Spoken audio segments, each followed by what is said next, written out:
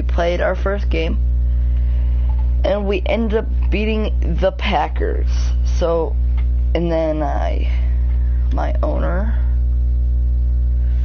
media question. So, before I started this, I answered this one. And this is, it asked, it said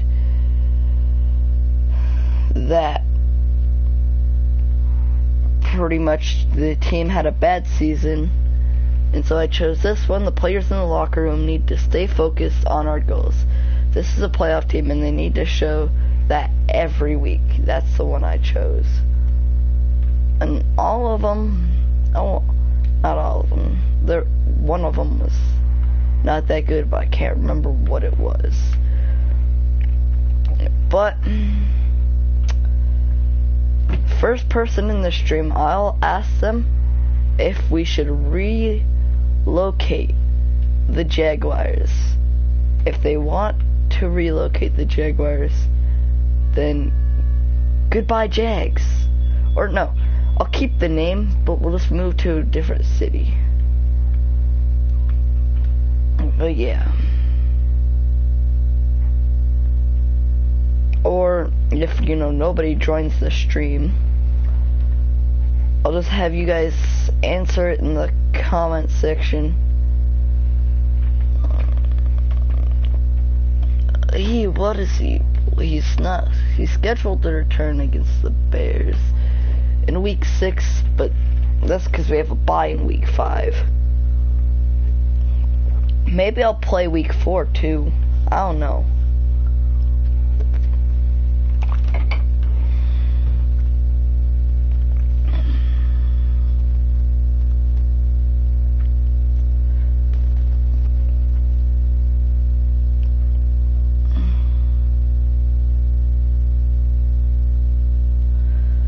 I'm just gonna start Alan Hearns because it's a high risk for injury.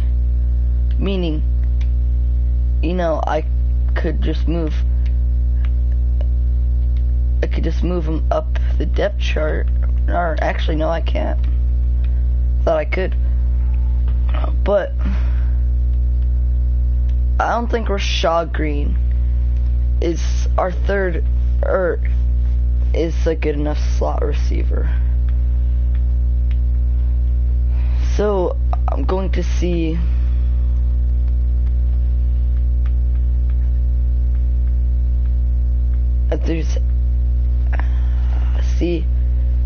I want to go for Eli Rogers just for now. That's what I want. That's what I'm wanting to do. Yeah, I want to get Eli Rogers and ship out Rashad Green, or no, keep Rashad Green.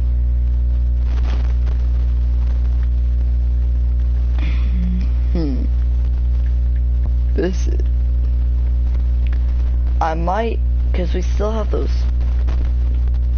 yeah, the 4th and the 5th. I'll see if they'll take this.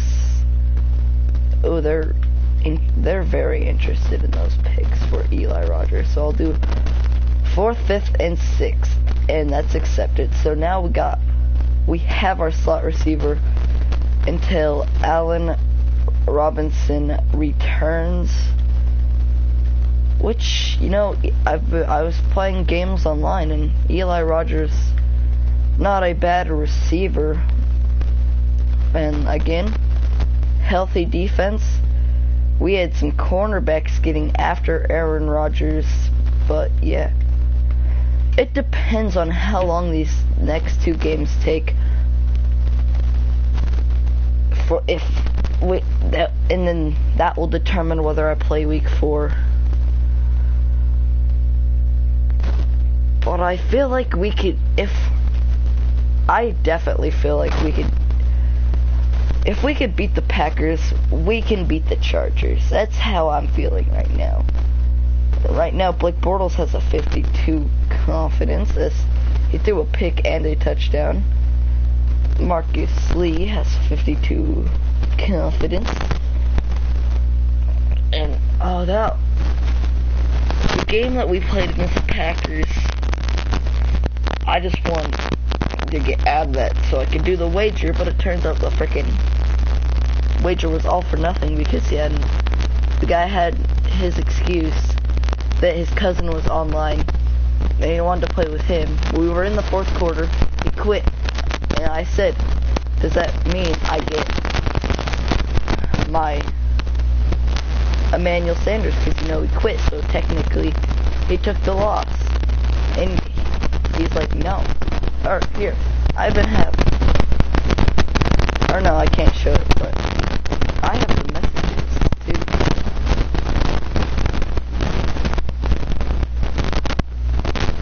And I was up 13-0 with the ball. And this guy's a 96 overall. Well, I'm only in the now,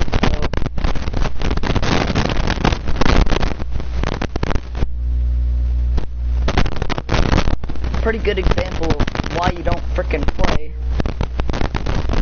or do wagers against frickin' random people, because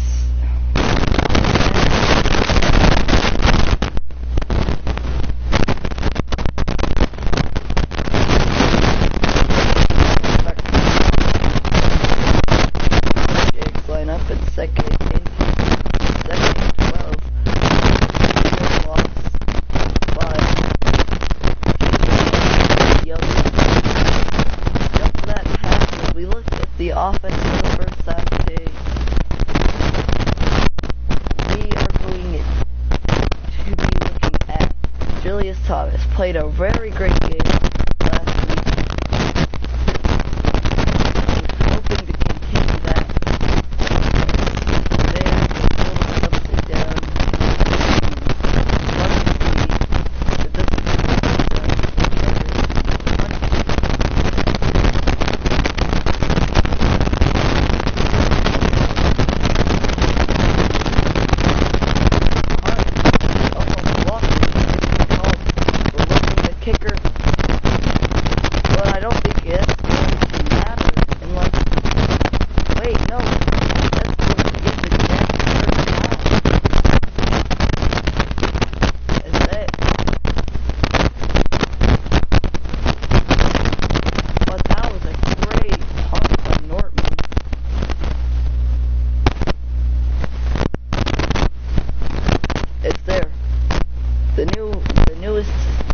To the Jaguars, Eli Rogers is making that catch, wearing his former teammate's number, 84, Antonio Brown's. And I guess they just weren't liking Rashad Green. Is there? Eli Rogers makes another catch. Blake Bortles is a perfect 5 for 5 for 45 yards. And again, TJ Yeldon, like against the Packers, is having a slow start to his first quarter, but here he goes. He's going to pick up 9 yards there and bring up a 2nd and 1. What? That was a nice run, as he just was bowling over people. Again, gets another run, and that picks up a first down after he gets 5.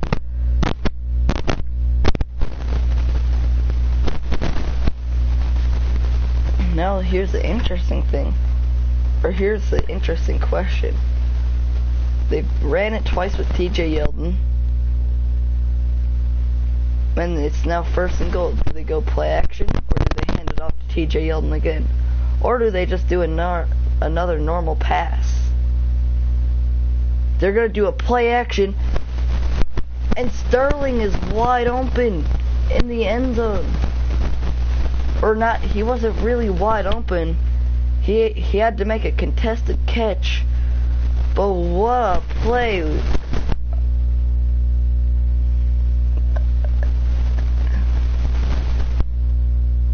He had contact made while he was trying to make that, and he still catches it.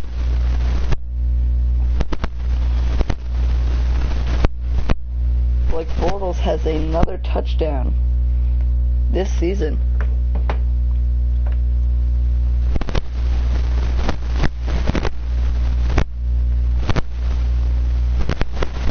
And there, the kick is up, and it's good, as the Jags are now up 7-0. That was an interesting drive. It goes from... There was never a roughing the punter. It still would have been pretty bad for the Chargers, as they were pinned deep. As that's kind of what worked out for the Packers, is, Nortman on as many punts. They're just never able to pin the Packers deep. But Phillip Rivers, he comes out for the first time today on his first drive, trying to do the same thing that the Jags did, is T.J. Yeldon gets knocked down after a game of 1, and we look at the Chargers offense. And that's going to be Keenan Allen. He's coming off of an injury, coming off of a torn ACL. Not many people know how that's going to affect his game, or if it's going to affect him at all. But 2 straight handoffs to Melvin Gordon. That time he goes nowhere, or he picks up 1. And that's going to be a 3rd and 8. Now looking at the defense. The biggest player in last week's game was Telvin Smith. Telvin Smith was all over the field. He was just delivering big hits. And he had 2 sacks, so we'll see how that transition comes from, how he translate that game to this game.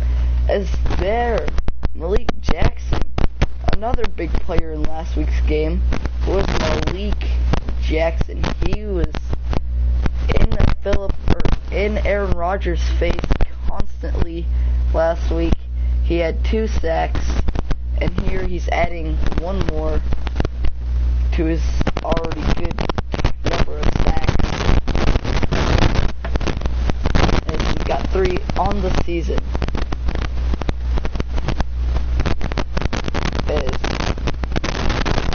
Quincy is back to punt.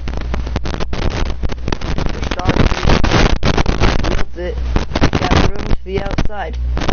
And he's down at the 49. As that was a 20-yard return.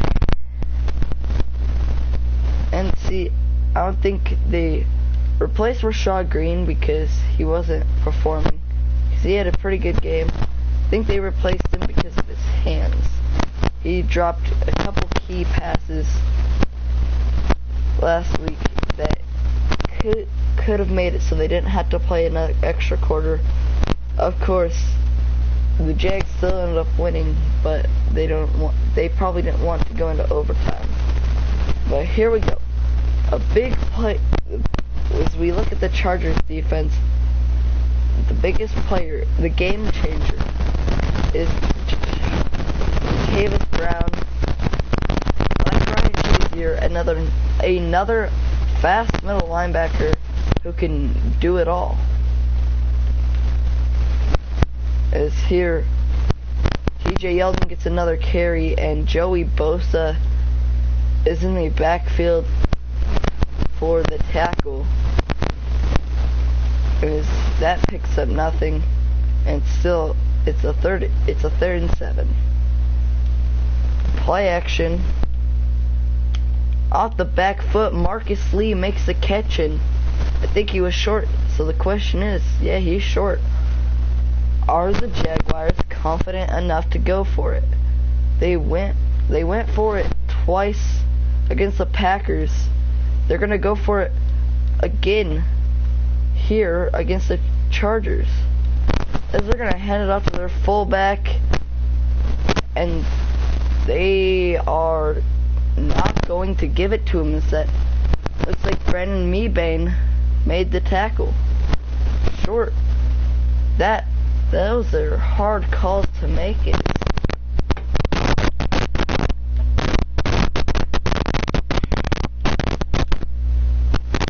Jalen Ramsey had pressure, but Phillip Rivers was just calm and got it to Keenan Allen, a player who we're going to be paying attention to this season, coming up off of the torn ACL. The Chargers also picked up Travis Benjamin from the Browns, and then another receiver who left the Browns was Taylor Gabriel. We don't know how well they're going to perform. And then another big question mark is, are the Browns going to keep Josh Gordon, or does Josh Gordon want to stay with the Browns? Because, this might be his last year with the Browns, pending a trade, or Josh Gordon doesn't resign with the Browns. Also,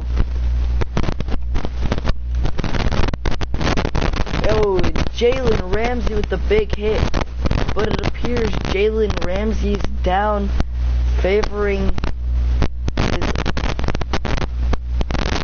shoulder. That is not good for the young buck. You just never want to see somebody like Jalen Ramsey get hurt. But especially for the Chargers, you don't want to see Jalen Ramsey, your future cornerback, go down. And that was almost blocked. He tipped it, and it looked like he tipped it. And almost, again, they almost had a block. The Jags almost had a block against the Packers to make it so the Packers could tie it to take it into overtime. But yet, it looks like the block was just missed time by a few minutes. And we have the devastating news. Jalen Ramsey is going to take injury is going to have to take several weeks to injury. He has dislocated his shoulder, and that is a big blow to this Jaguars defense, especially in week 2. And we just have to see how that impacts how he plays when he comes back, because injuries like those, it's hard to come back from and still play at the level that he was. Of course, it's only week 2, but it only had one catch against them, and then Blake Bortles with another pick after being pressured 3 straight plays, and the Chargers are now in field goal range again. Of course, this is a learning process for Blake Bortles, but when you're in those pressure situations, you don't force it to somebody. You gotta throw that away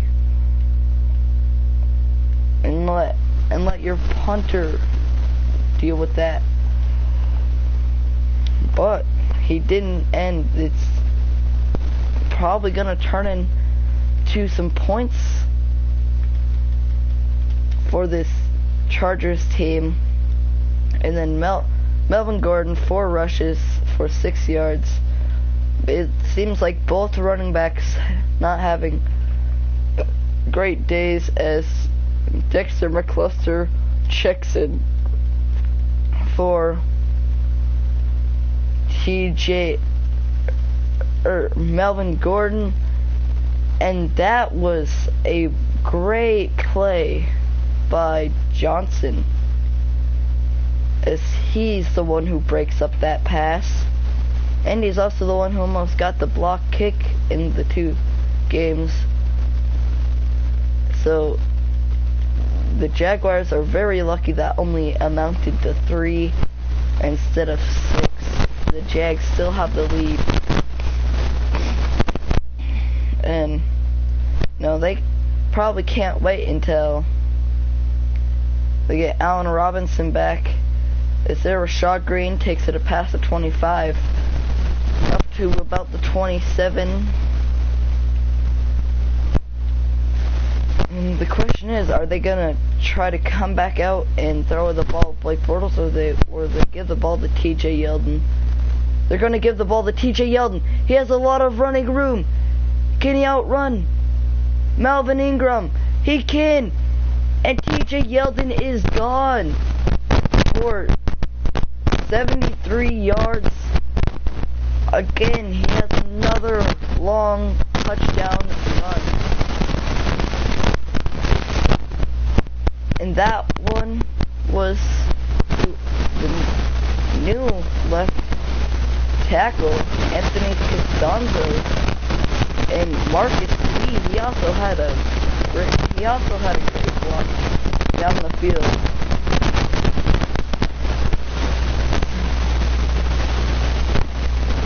And Miles Jack this linebacking core for these Jaguars are not playing around. Miles Jack just delivered a big hit. Calvin Smith has been delivering big hits. It's gonna be scary how many injuries are going to happen this year for the Jaguars and for the Jags opponents. And we've already seen Jalen Ramsey go down after he delivered a big hit, so let's just hope nobody gets injured in the second. Possibly fraction out. Malik Jackson set it down, skating in zone infraction. Who is it on? It is on Malik Jackson.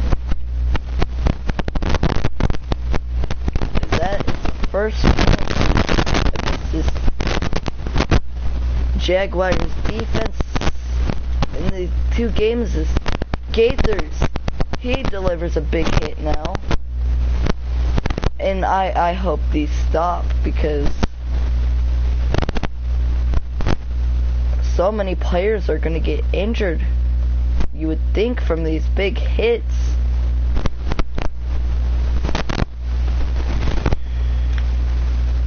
As Derek Gaithers gets to Phillip Rivers, and that's going to be a sack for Gaithers.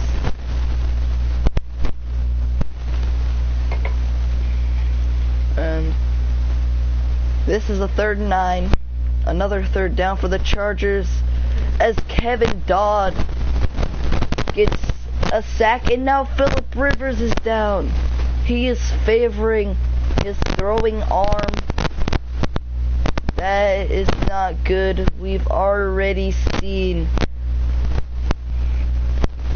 a Jalen Ramsey go down, and now Phillip Rivers is down. The question is he gonna be alright? Jalen Ramsey's injury is gonna take weeks.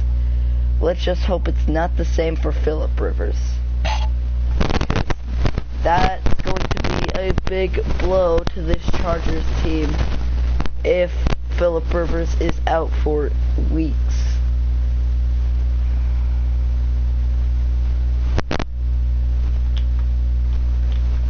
As Rashad Green gets this to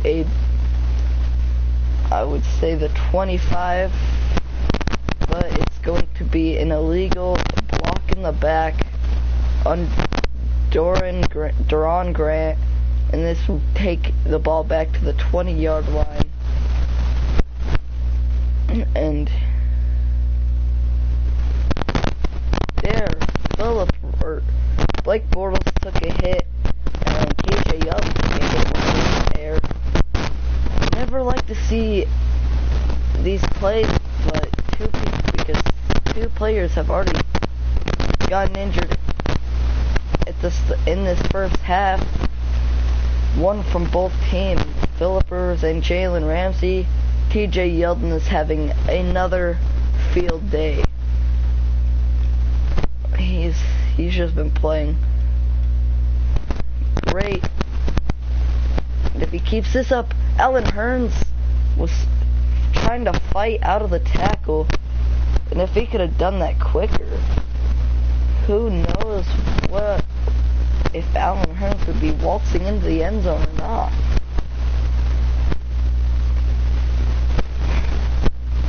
Is it? That play takes us to the 2-minute warning.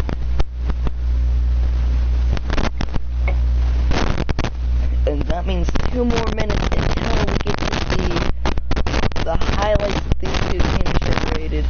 I have a feeling there's going to be way more highlights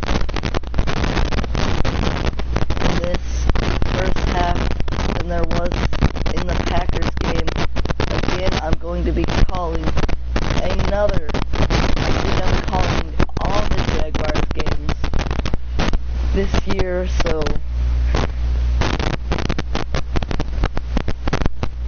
and there has been rumors.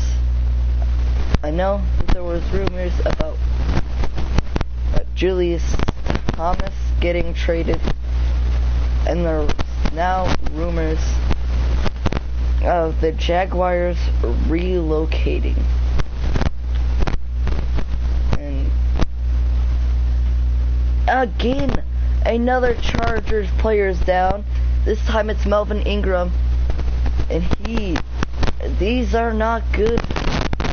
3 injuries in this first half.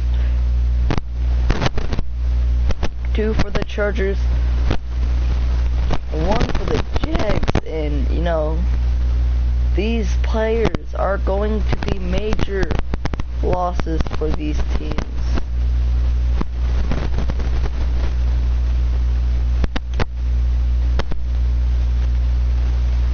They're trying to go deep to TJ Yeldon, but Flowers was all over that. Lucky that was not another pick in this game for Blake Bortles. He has 2 this season, both or 1 in each of his 2 games that he's played in right now. I don't think they're going to replace him this year unless he absolutely just has a terrible game. But he's just missing throws this season. He is not on point. And again, the Jaguars have to settle for another field goal this week. And the faking Parnell McPhee with the diving catch. No, there is no way he did that. Parnell McPhee, the offensive lineman. What a fake, as Gus Bradley takes a gutsy call and does a fake. If Julius Thomas makes that catch, takes the ball all the way down to the 6, as they go no huddle.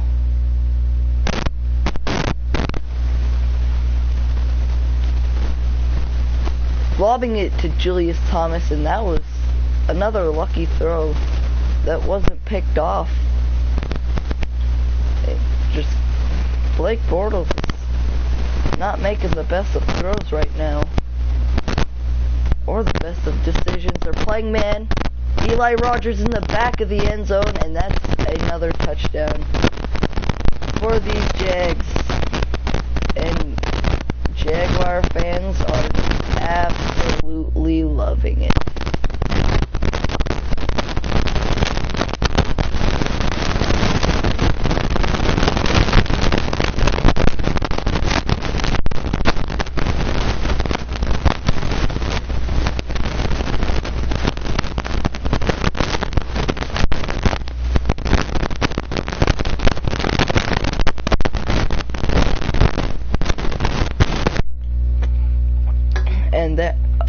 another San Diego Charger is down. This is not looking good for the Chargers as their season is slowly fading away with all these injuries. Again, it's another upper body injury, another injury to the arm, as Chris Clemens is still in the game.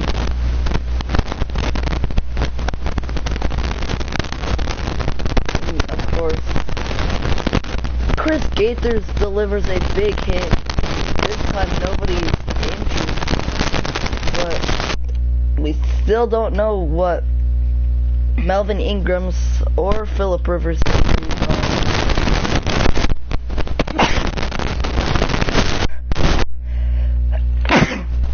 I don't think we'll know till the end of the game. And I think 4 injuries is enough for one half, as now we hit halftime. And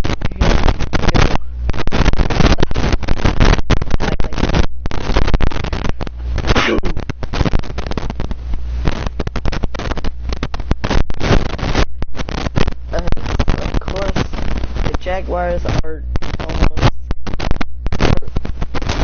delivering every aspect of the game besides takeaways. Here is the first drive, a great catch by Eli Rogers, 1 feet down on the sideline. Later that same drive, Sterling makes a catch with contact.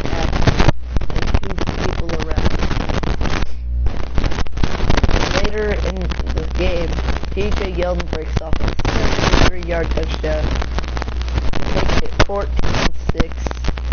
And then at the end of half, Eli Rogers makes another catch, and that's going to do it for the highlights. Chargers get ball, and we are ready for kickoff. As Josh Scobie sends it down, and Brandon Oliver will take a knee, and it's looking like Phillip Rivers is not coming back. Neither is Travis Benjamin.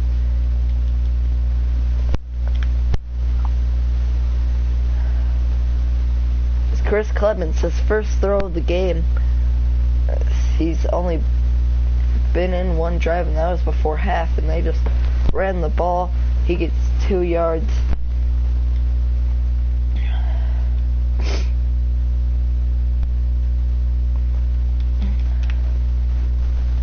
And there, Melvin Gordon picks up 5 on that run, bringing up a 3rd and 3. Of course, now the Chargers are going to want to rely on the run even more. Now that Phillip Rivers is out, and Travis Benjamin, and there Johnson. He's going to be marked short, 4th and inches. Will the Chargers go for it? They are lined up in punt formation, but this is the NFL. This could be a fake. And it's not going to be a fake. The Chargers are going to punt the ball yet again. Rashad Green running backwards, as there is another flag at the end of the play. Did not seem to be a face mask, and it's going to be illegal block in the back on Josh Johnson. The 4th and the 5th cornerback on this depth chart have both been penalized of a block in the back on a punt. It's Eli Rogers down the field. Eli Rogers has the catch, and he's going for a 98-yard touchdown, or an 89-yard touchdown. And I think that's why they got him. His route running is great. and he's got the speed. As the Jags are just fake the PAT, and that went nowhere. They faked a field goal. That was a success. They faked the PAT, and Julius Thomas was just able to go nowhere. I do not like the 2-point call there. And I don't think many other people like that, especially players on the Jaguars. Is there? Ooh, and another big hit. That time, that one was like, that was delivered by Aldon Smith. Another person that was traded away from his original team. He was with the Raiders, and then again, Gaithers is in the backfield to take Melvin Gordon down. Gaithers has been all over the field today. He's gotten a sack, and he now has he has 2 tackles behind the line of scrimmage. That one went for a loss of 2, and now Kevin Dodd gets another sack. His second sack of the game. What is going on? The pressure that the Jaguars were able to create is still coming in this game against the Chargers. The Chargers, I would expect, of course, I'm not real too surprised. I would expect pressure from more pressure on the Chargers than the Packers, but the Packers were sacked 7 times, and Charger quarterbacks have only been sacked 4. Let's get into some of the other games. Seahawks are ahead over the Rams in week 2. I'm not gonna say that one. The Cardinals are beating the Bucks. Both teams are 1-0, and they're in the same division, so every loss for these two teams could mean the difference. If Julius Thomas made that catch,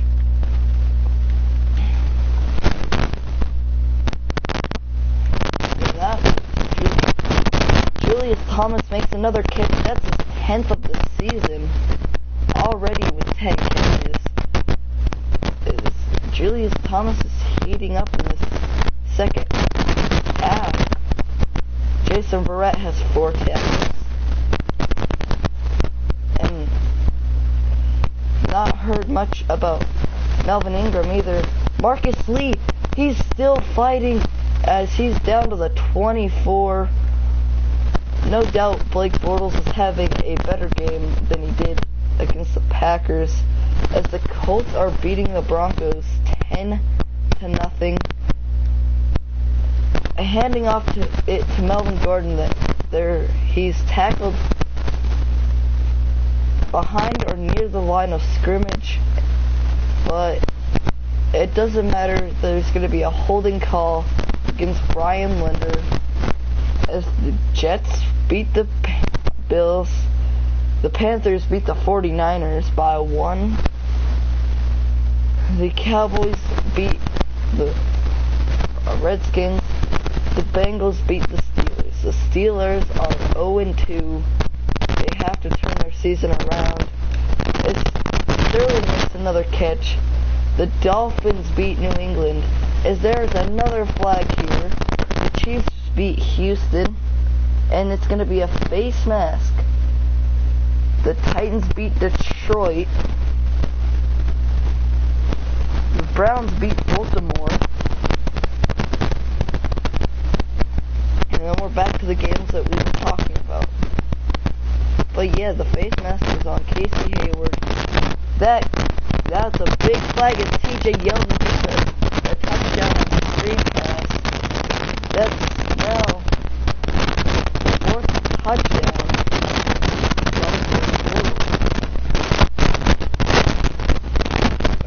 This could be another fake. It is.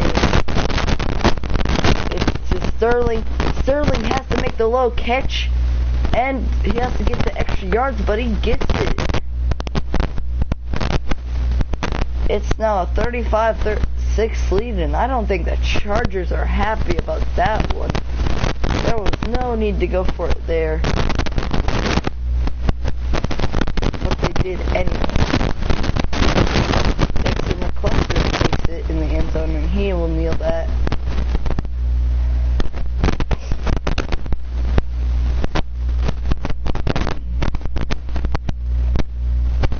Chris Clemens out for his 3rd drive of the game.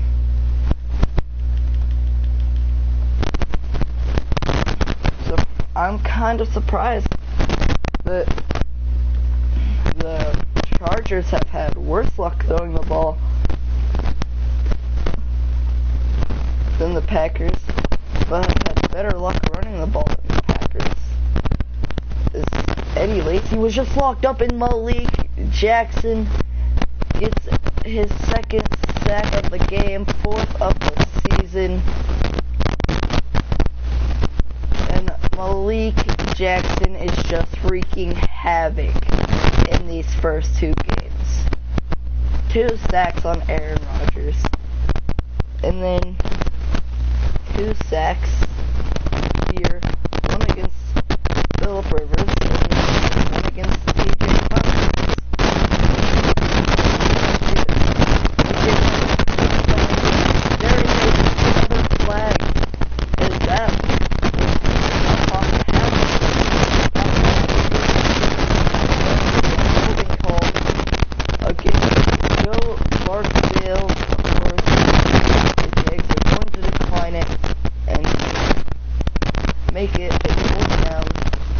Another punt for Quigley, Ryan Quigley. And you can tell after those 3 injuries to the Jags just haven't been able to play the same. And Rashad Green has been running backwards on these punts quite a bit, and there does not help out his teammates. I think they would rather have the long field so they can run the clock rather than having a shorter field. Denzel Perriman is able to make the tackle for a long pursuit.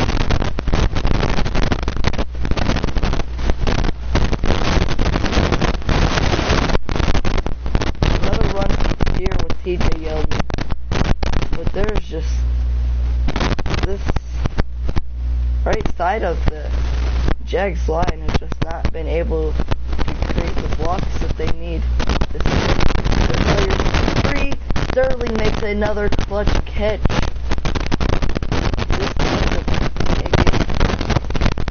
This time for 12 to get the first down on 3rd and 11.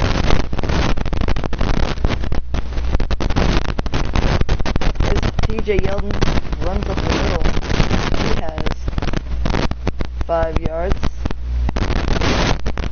TJ Yeldon, of course, is cooled down. Had 2 big plays in the 2nd quarter for touchdowns. This bigger play was here in this game. I don't think he's that negative.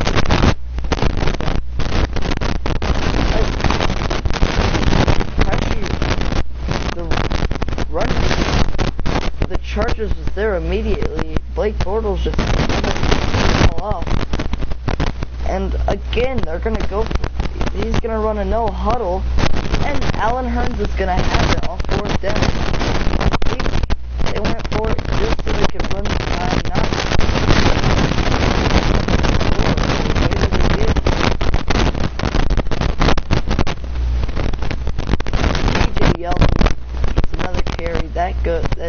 stopped at the line of scrimmage by Chris McCain, the backup for Melvin Ingram. As TJ Yeldon runs backwards and breaks forward, and TJ Yeldon was just never on the same page with him. That pass goes complete. There, that pass is deflected backwards, bringing up another fourth down. We noticed 3 fakes here, and we're not to see another one of the Jags, and what do you know, it's a fake. As it's another successful fake, and the Jags maintain possession, and this clock is winding down.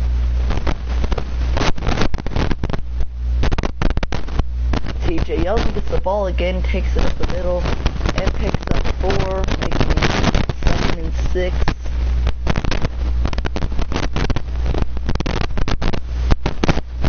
TJ Yeldon gets the ball again, breaks a tackle, and then picks up 2. 3rd and 4 now. The Jags just trying to pick this up so they can run more clock. If they do pick this up, last drive of the game. If they don't, probably going to go for it and make the last play of the last drive. But if you think about the game changer in this game, it was Eli Rogers. Does Eli Rogers stay in bounds? He does, barely, almost carried out of bounds to stop the clock, but he wasn't, and he has another catch. Is, of course, the Jaguars just going to let this clock run. TJ Yeldon in the backfield, and I don't know why the Jags still have their starters in this game. They had taken them out a while ago so they don't get in, but it's the Jags call. They can do what they want. As TJ Yeldon broke a tackle in the backfield, if momentum wasn't carrying him backwards, that probably would have been another touchdown.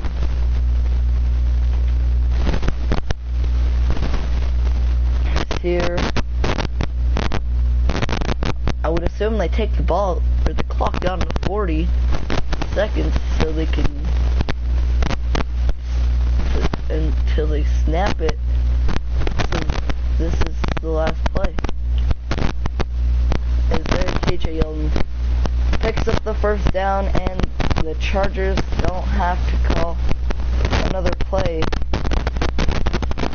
Oh wait, no, they're gonna go to huddle.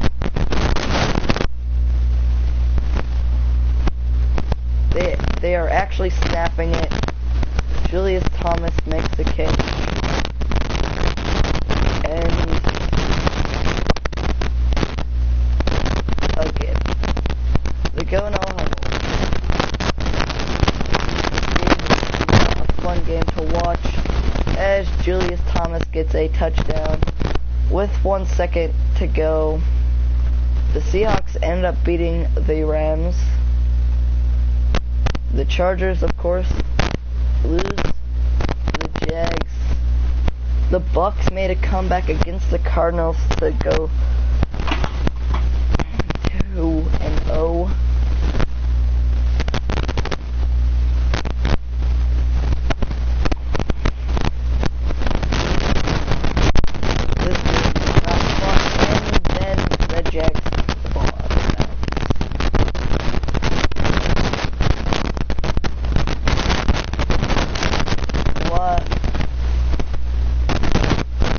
Why would the Jags even do this?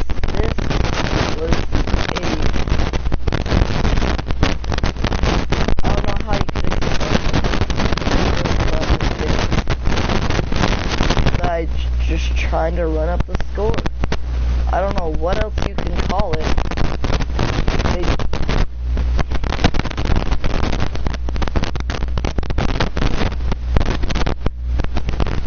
Phillip Rivers is pretty TO'd, and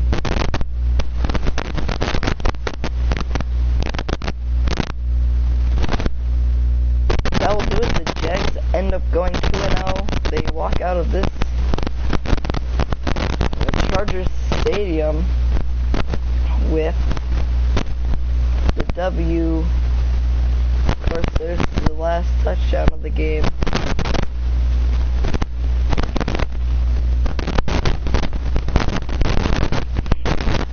There was the first touchdown of the game, second touchdown of the game.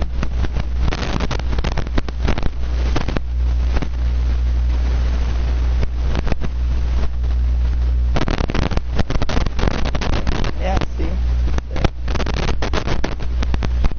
If this doesn't get the Jags' #1 defense, then I don't know what will.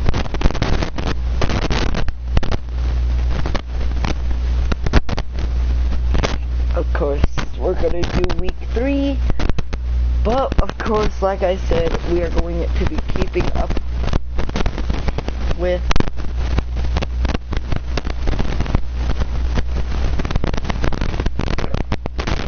the 3 injuries and then the injury that we had, because I have not seen how long he's out, just what the injury is. Looks like he's going to be back next week. He's going to go up to the Chargers. Melvin Ingram, ruptured disc, out for 9 weeks. Travis Benjamin, abdominal tear, out for 5. And it looks like Phillip Rivers is going back next week.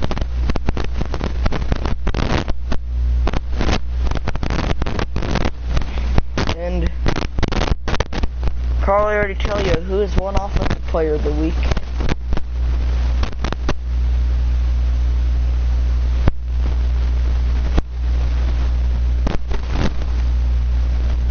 I probably could. I'm just going to assume Blake Bortles won it for the AFC for week 2. Guess what? He won it. Oh no, who would have ever guessed?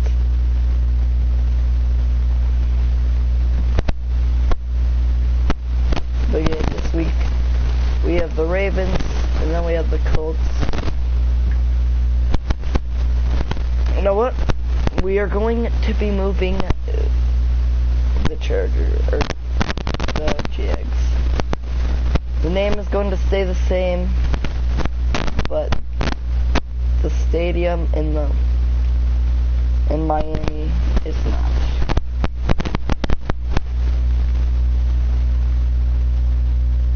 As many fans are probably not happy, but okay.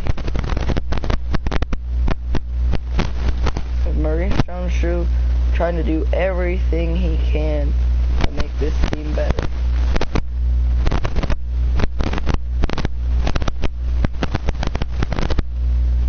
My coach.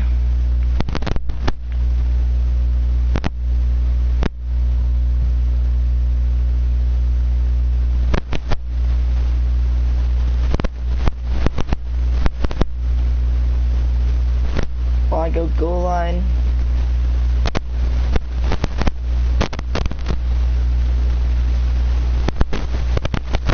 I want to use the person who's got the most truck.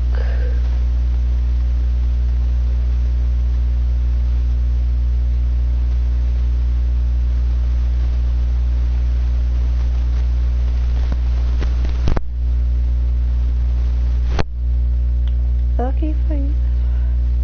So that's TJ Yeldon. He's a power back? Huh.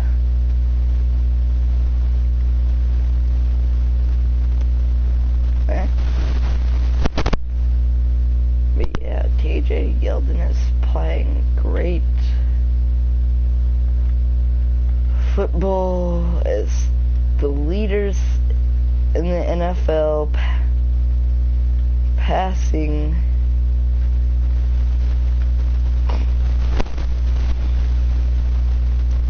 yard goes to Dak Prescott, as Blake Bortles is down in the middle. Touchdowns is a tie for Andy Dalton and Blake Bortles. And then the league leader in interceptions thrown is Russell Wilson. Behind him is Brock Osweiler. So then we go to the rushing. TJ Yeldon is leading the league in rushing yards.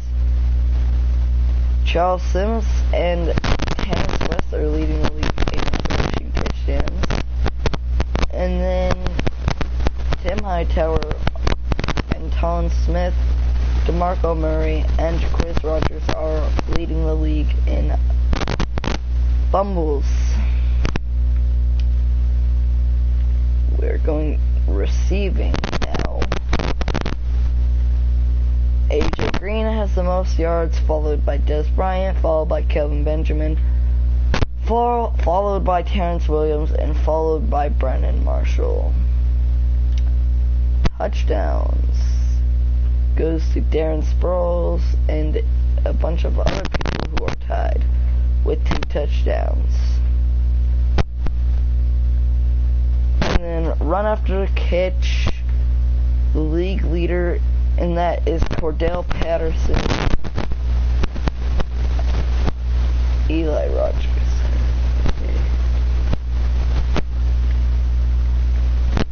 And longest reception goes to Chester Rogers.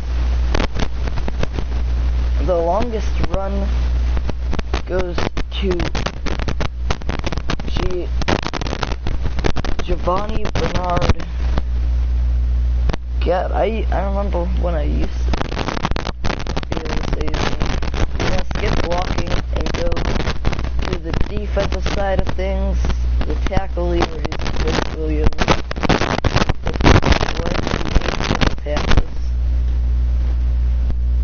Tackles for loss, Roy Miller, Von Miller, and Ndamukong Suh are tied for first.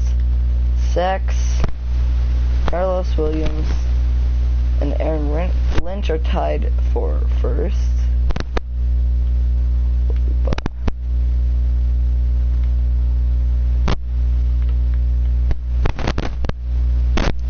actually Malik Jackson is first. So don't even give me that bull crap. Interceptions, Levante David and Ray Malaluga are tied for first. Fumble recoveries, Elvis Dumerville is first, and forced fumbles, Elvis Dumerville and Bruce Irvin are first. So there we have it. For the stats, we are going to go around the league and see the injuries.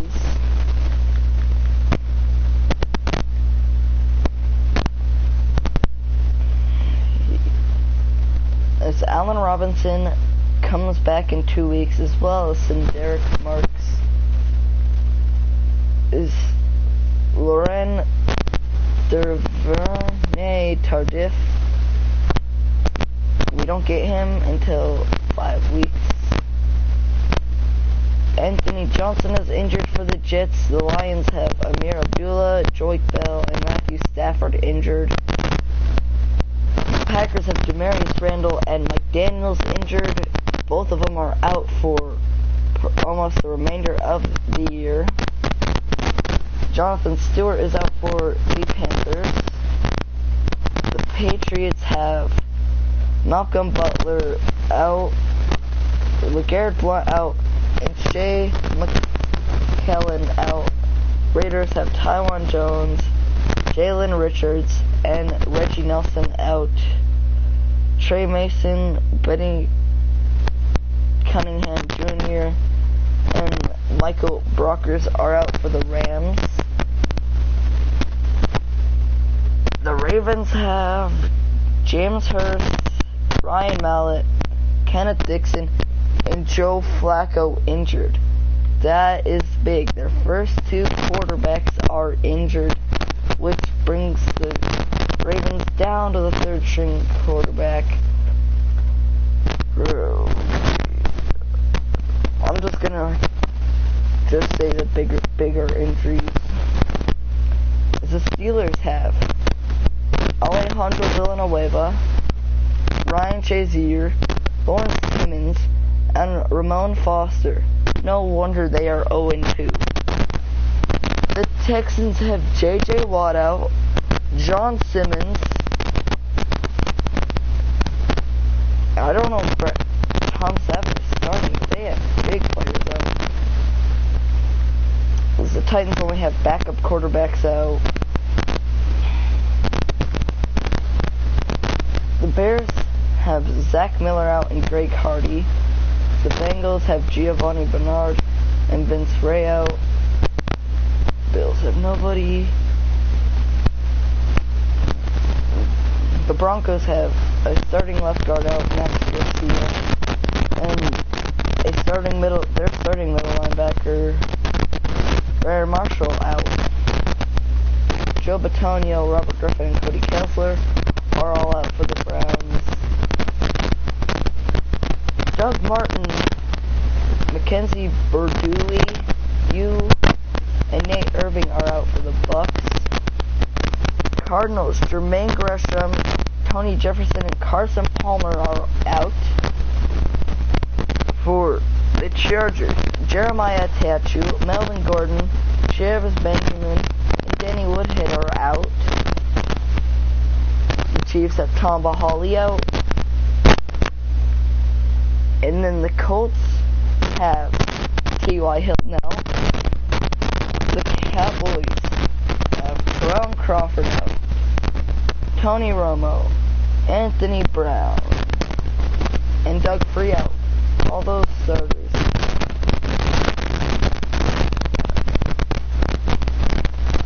Dorial Green, Beckham, and Jason Peters are up for the Eagles. Falcons have nobody. The 49ers have Jeremy Curley out. The Giants have Jason Pierre-Paul out. Surprised it's not his finger. We have Allen Robinson and Vernon Cardiff out, of course. Yeah, let's jump. Wait, we got one contract to negotiate. And that's Jonathan Cyprien. Of course, we want to bring Jonathan Cyprien back.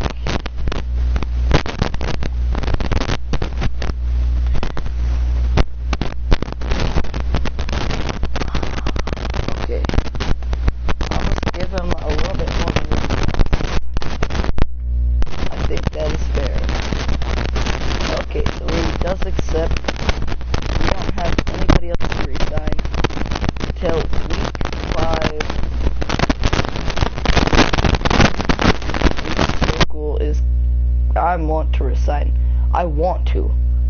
Luke Jokel. He's young and he can develop.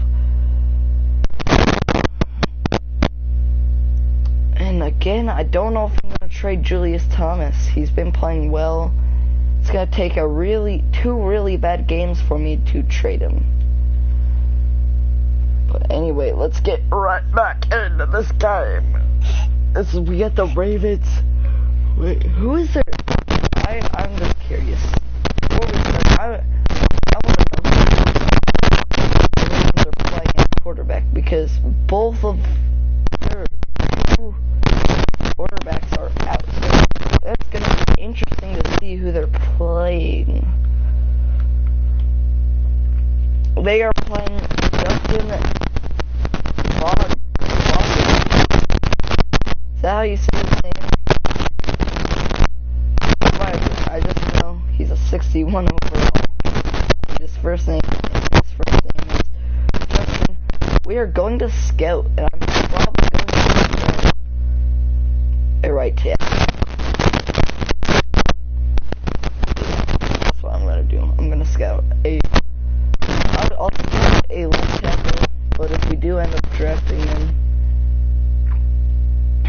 to move him to right tackle. Ooh, this left tackle is pretty good. Ooh, I like this guy even better.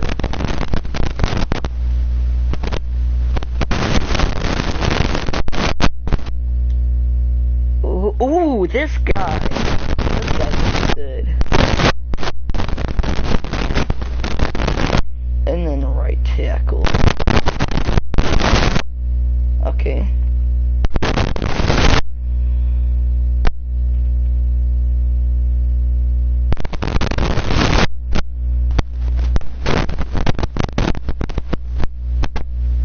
For the second pick, I would go. I'm gonna be honest. I would go quarterback here. That guy's supposed to be undrafted. That's great. That's great to know. So now we're ready to play this game.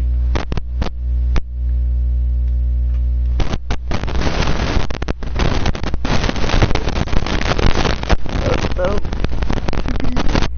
the commentator again as we finish. For about an hour. And of course, TJ Yeldon's confidence is just skyrocketed since week 1. Julius Thomas,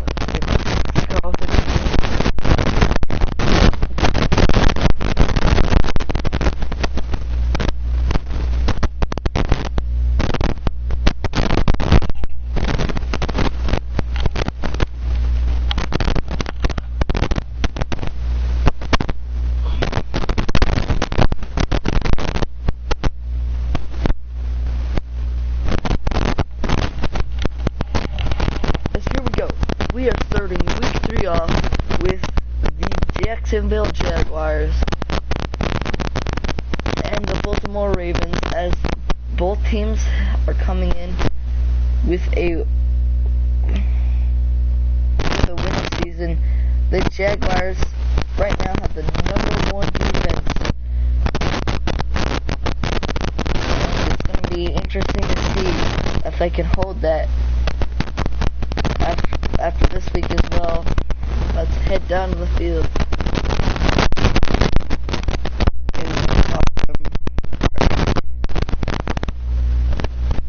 Let's get some information.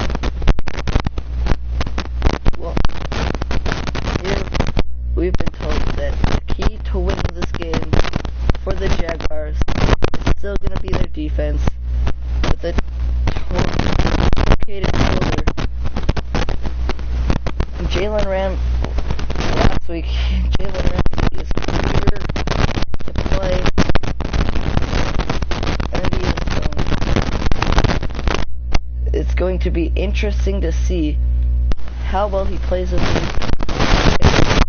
Let's get down the field. Here we got Blake Bortles, 12 passing yards, 502, tied for first with 7 touchdowns and 2 picks on the season. He's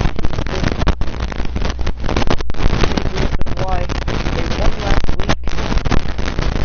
The blowout against the Chargers as Eli Rogers comes up with another reception that did these past few weeks. Eli Rogers. He had 2 touchdowns last week and over 100 yards receiving. Clearly the biggest receiver that they have had in this game.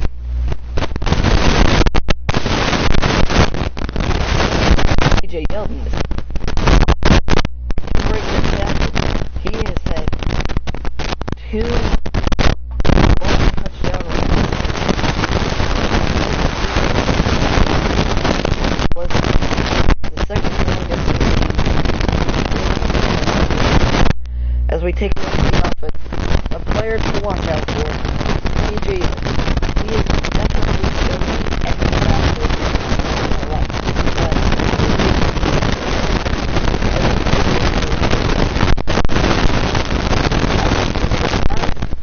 If he does not reach 1,000 yards this year,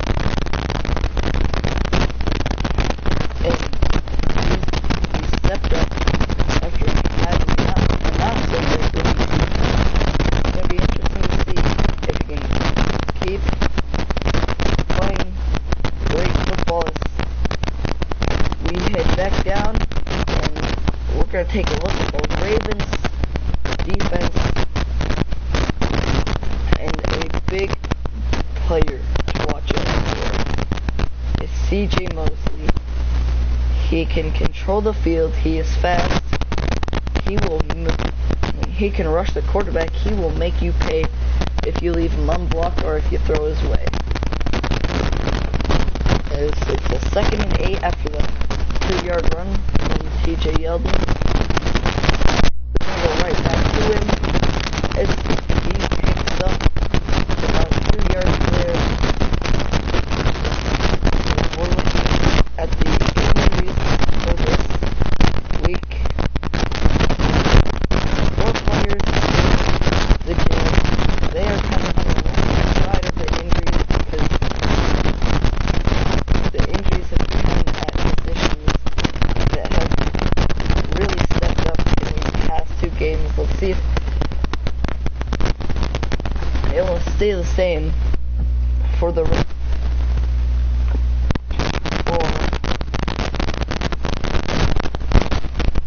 of the time these big players are injured. T.J. Yeldon. This goes for nothing. Ravens are one of the better run defenses in the league. The game given to T.J. Yeldon, he picked up 2. I think the Jaguars are just trying to hire this Ravens defense out, get them to and gonna work them in the pass game. Is there Marcus Lee makes a catch, but he's down at the line of scrimmage, 4th and 6. They did run a couple fakes last game that were successful. They had one non-successful fake. But the Ravens were ready for the fake. The Jaguars kicked the field goal anyway, and they were up 3-0.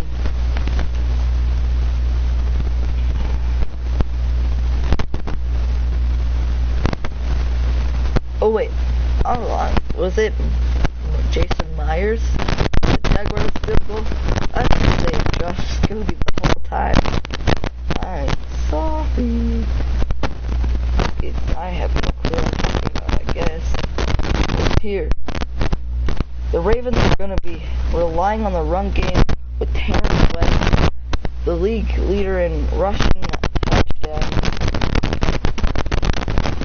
But this defensive line that has been wreaking havoc in the last 2 games, I'm hoping that they can continue that reign of terror and get in the backfield, especially Malik Jackson has 2 sacks on the season, and it's going to be interesting to see if he can continue that. He is the league leader in sacks with 4. As we look at this offense here, the player to obviously watch out for is Mike Wallace. He has the speed to outrun anybody on this field. So if they get the ball to Mike Wallace, the defense better be in front of him, or else they're not going to be catching up to him. Is Benjamin Watson? He gets a reception.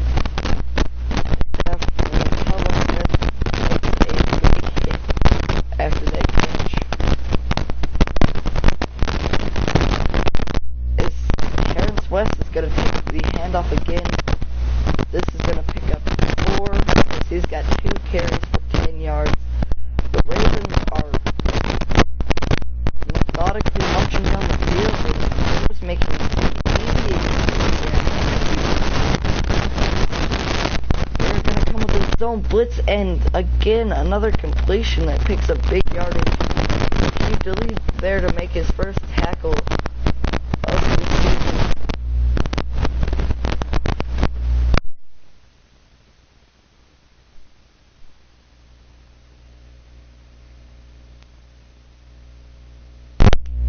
Which is weird saying that is his first, as he is one of the better cornerbacks in the league, but quarterbacks know that by now, so they've just been wanting to completely avoid throwing to his side. And when he has, the linebackers have been there to make the tackles before they move across. And there, again, Malik Jackson is in the backfield wreaking havoc. This will bring up a 3rd and 10. Possible Justin Tucker field goal range. As they do the smart thing, they double team Malik Jackson, and they dump it down to Kamar Aiken. Only picks up 7 when they needed 10, and Justin Tucker is going to come out for this manageable field goal, but not before the first quarter is over. Both teams have taken a lot of time off the clock, and we're going to be going into the second quarter with the Jaguars up 3-0.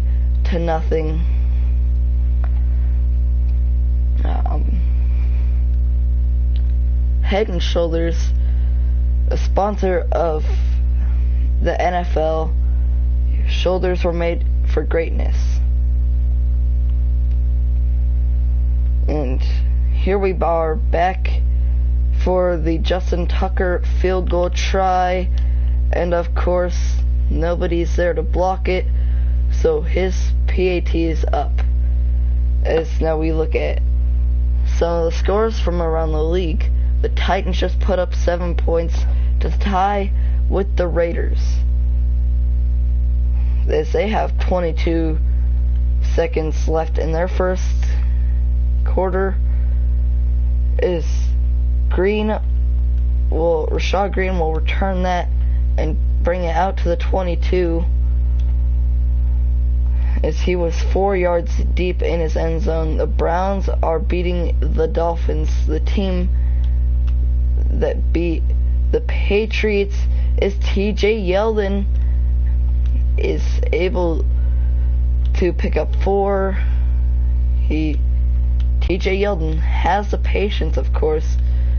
That's why he was able to get the long touchdown runs, is because of patience. It's not like he had those 2 plays right off the bat. He had to wait. And one player that he's reminding me of right now with his patience is Le'Veon Bell. Of course, they don't have the same patience, because Le'Veon Bell actually waits until he finds a hole. TJ Yeldon has the patience to create his own hole, as they blitzed, they ran commit, and on that 4th down, and great throw by Blake Bortles. Julius Thomas has his first catch of the game, as that catch goes for 11.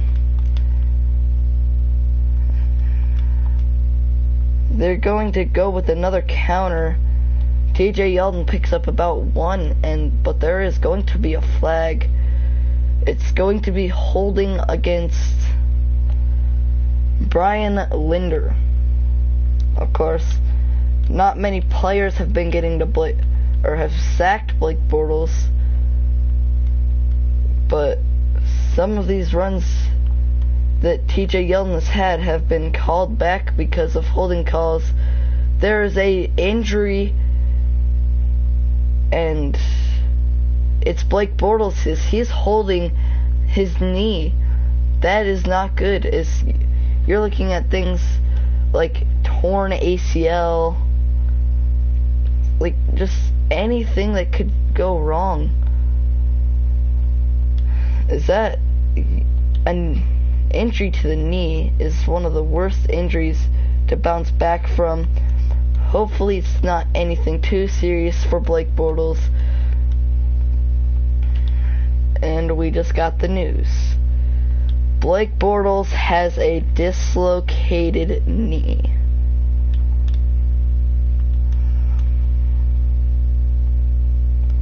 That is going to be a big blow to the Jags, as Chad Henne is able to make the throw to TJ Yeldon, and TJ Yeldon picks up the first down. As now, if the Jags weren't already relying on the run heavy offense. Now they definitely are going to rely on the run-heavy offense. Is one of the bigger reasons that the Jags are 2-0 have been because of Blake Bortles, and now I just don't think this team has enough firepower to beat superstar teams like the Packers.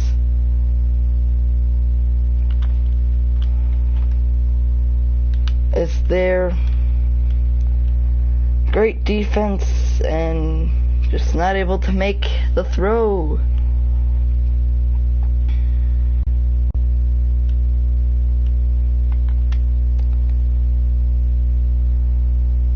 Ah, crap.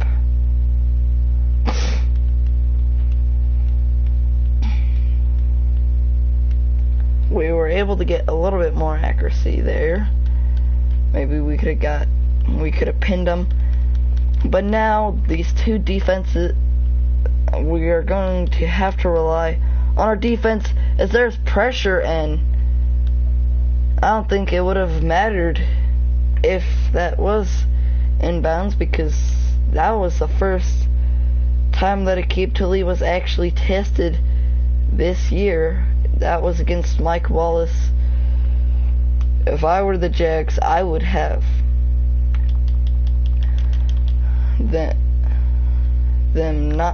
I would not press Mike Wallace's. Benjamin Watson drops a wide open pass in the flats, bringing up a 3rd and 10.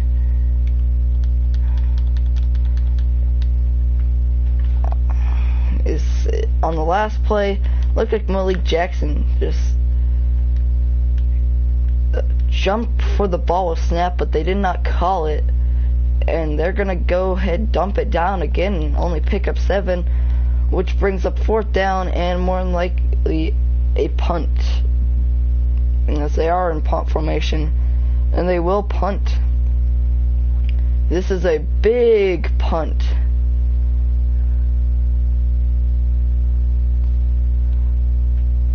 And Rashad Green turns it up to the 22-yard line, as the long punt was enough time for the Ravens punt coverage team to get down there. Another run from TJ Yeldon, and it does not seem like he's going to break off the long run that he did in the last 2 games. Of course, Ravens have one of the better linebacking cores and one of the better defensive fronts to stop the run, so looks like the Jags are going to have to rely on Chad Henne's arm to lead them to the victory. Chad Henne again with the throw. That was off his back foot, but TJ Yeldon was still able to make the catch, but only for a minimal gain of 2.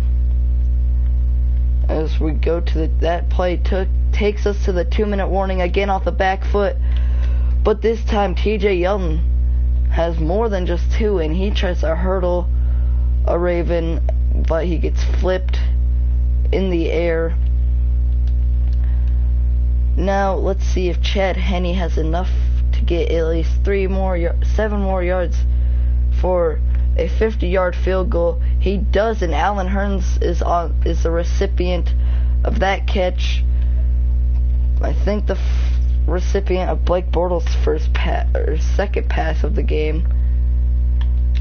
But it looks like Allen Hurns is starting to turn his season around, as Chad Henne is pressured right away, as he just barely gets rid of the ball there. Ravens playing one safety deep, which could either mean zone coverage or man. They're going to play man, and Chad Henne tries to gives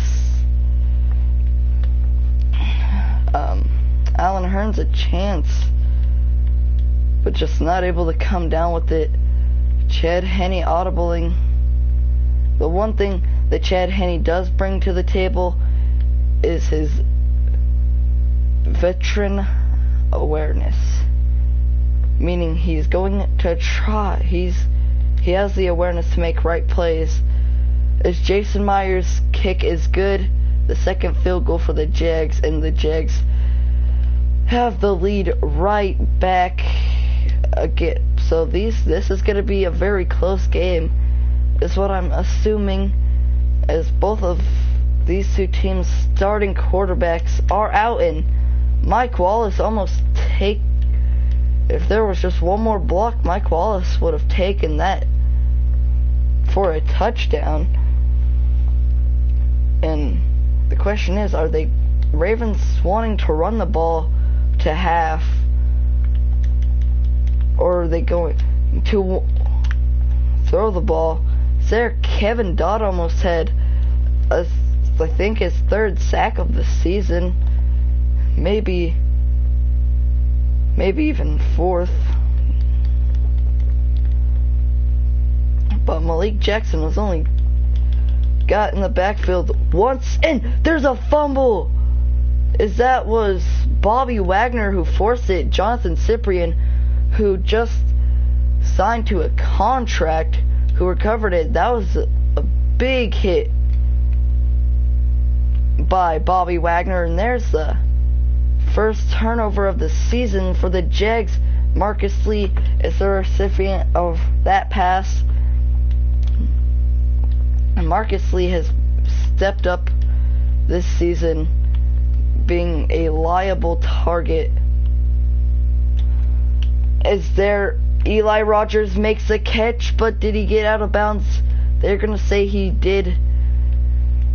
That's Eli Rogers' third reception. He had the first of the game. And it looks like they're giving Eli Rogers chances. It's Chad Henne with the inaccuracy. Is that Allen Hurns was open, but he just threw that too far in front. That would have been a big play.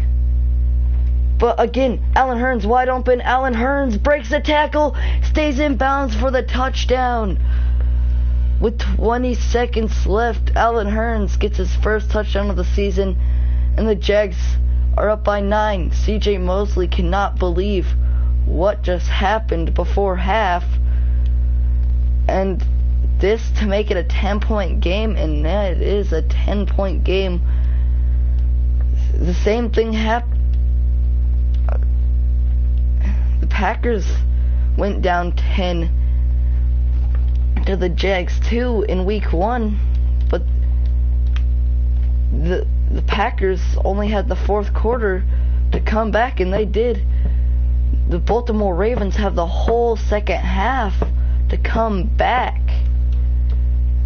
So are the Ravens, the question is, can the Ravens move the ball down the field against the Jags' number 1 defense, or are they gonna just give up? As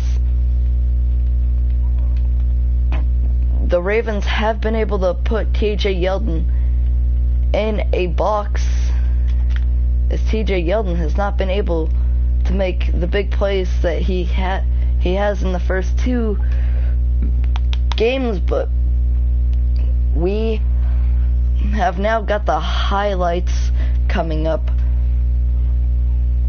as the Jaguars are leading in every aspect of this game.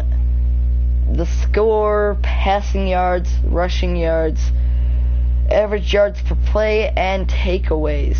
Let's get to the highlights, as we're going to go straight to the second quarter of the fumble by Kamar Aiken. Bobby Wagner with the big hit, and Jonathan Cyprien with the recovery, and then we're going to go to the touchdown that Allen Hurns got. And that's going to be it for the highlights of there was no big plays besides really those two. The first turn with the number one defense, you would be surprised to see that that's actually the Jags' first forced turnover so far this year.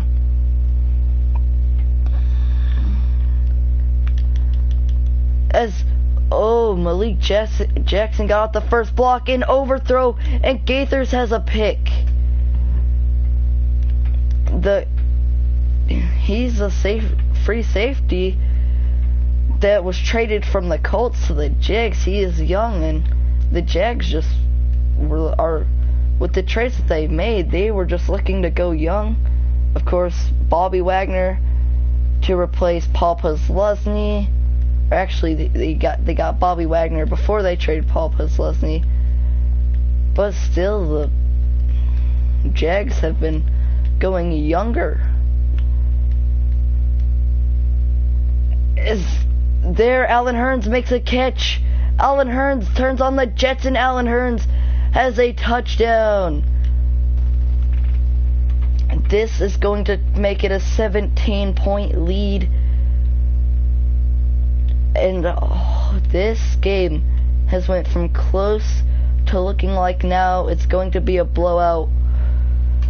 Jason Myers' PAT is good, making this a 17-point lead for the Jaguars.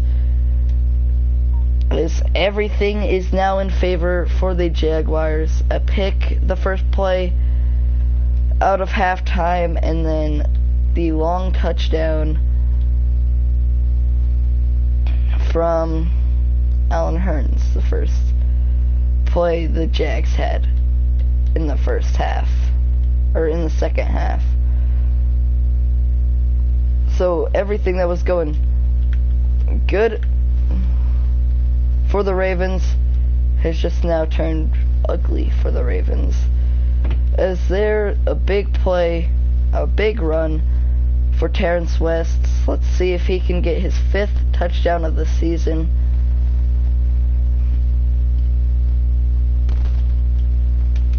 As there, Dante Fowler, haven't seen much of him since week 1. He's in there for the tackle for loss. First tackle of the game.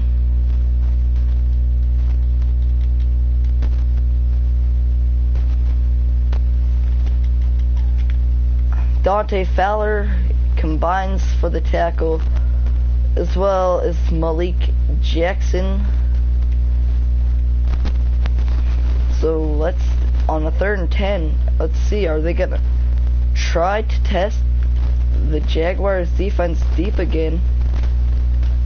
As Kevin Dodd and Malik Jackson are again both there for the tackle. So yeah, things have just turned from close to ugly for the Ravens.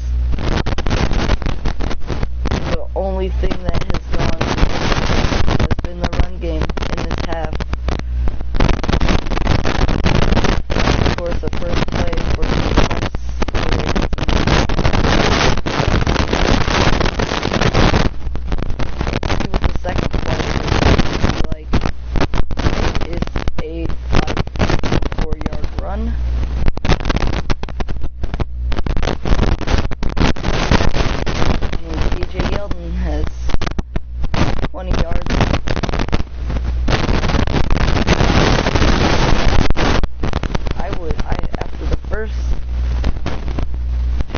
I would not expect TJ Yeldon to have struggled this much against the Ravens, but he has. But now he's looking like he's going to turn something off. He just turned the switch on.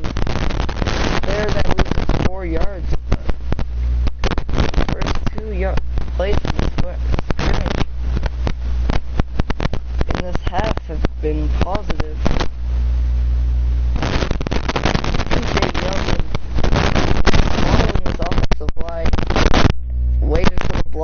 And then got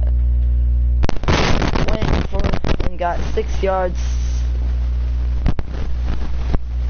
As Allen Hurns burns his man.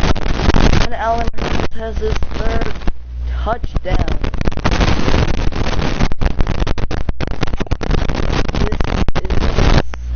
This is Allen Hurns with the salute. As the PAT block and Eric Weddle recovers it. It looked like something went wrong with the snap and Jason Myers couldn't take it. So now it's a 26-3 game. The Ravens down by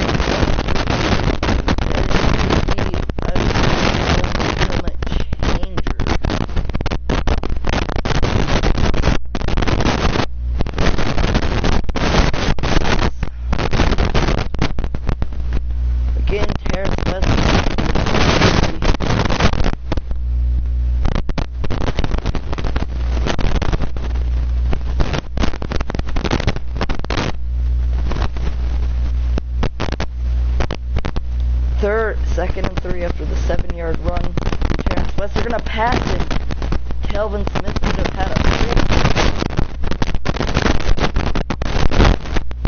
And Ravens, let's see what the Ravens are planning here. I've not had a successful pass since early in the second quarter. Calvin Smith hits Dustin. Going to bring up another 4th down for the Ravens.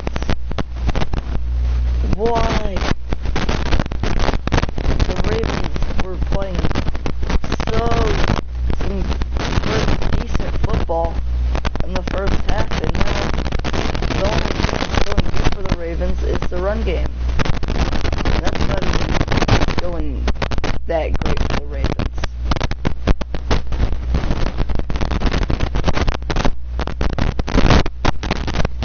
Like the Chargers are the #1 defense of this Jacksonville Jaguars team is owning up.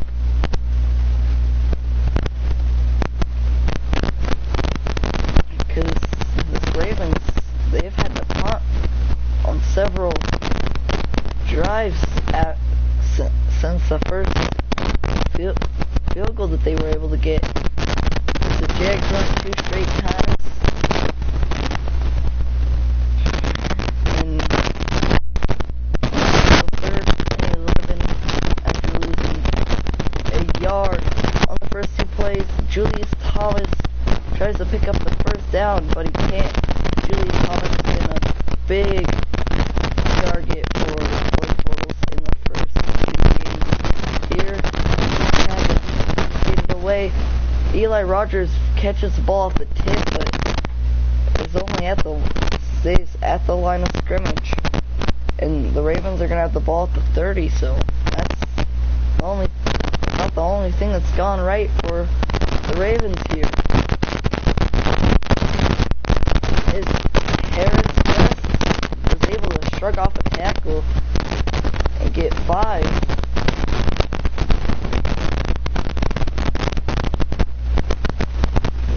Here they're lining up with a fullback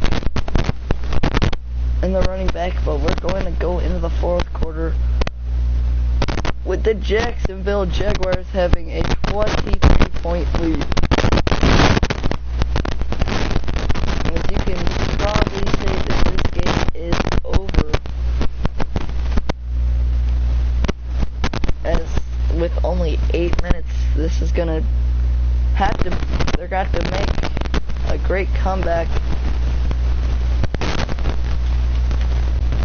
As Mar Aiken just took a hit, he dropped the ball and he still is punished for even laying hands. As the Titans are having a similar game to this one, blowing out the Raiders.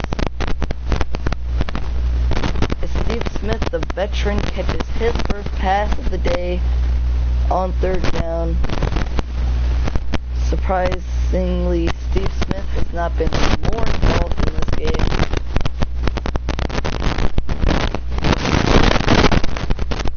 Bobby Wagner's the run, and there we're seeing Malik Jackson and Dante Fowler in the backfield to stop the run.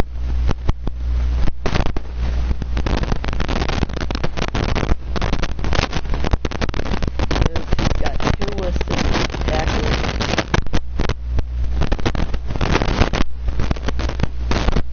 As Terrence West fights all the way down to the 1-yard line.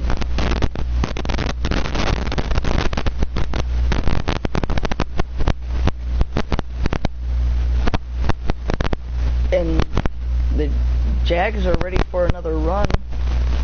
It's a pitch. And nice move to make the defender fall. And Terrence West has his 5th touchdown of the season. The Ravens are going to go for 2 to make this a 15-point game again. The Jags are ready for a run. Mike Wallace in motion. They pass the ball, and it's a touchdown. Or it's a 2-point conversion.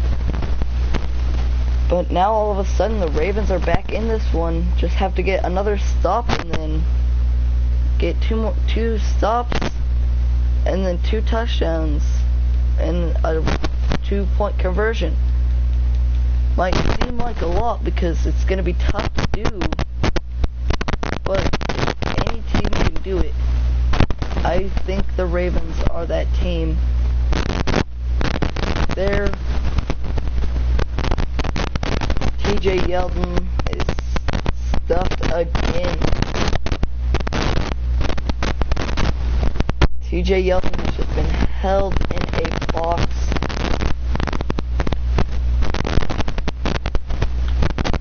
As TJ Yeldon with a big play there.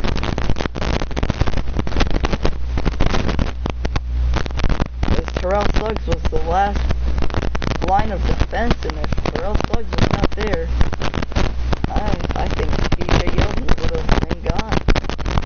Is there another run? TJ Yeldon with another 1st down, and TJ Yeldon has just turned something on here late in this 4th quarter, or in the middle of this 4th quarter, as he's got 52 yards now. TJ Yeldon getting a yard there.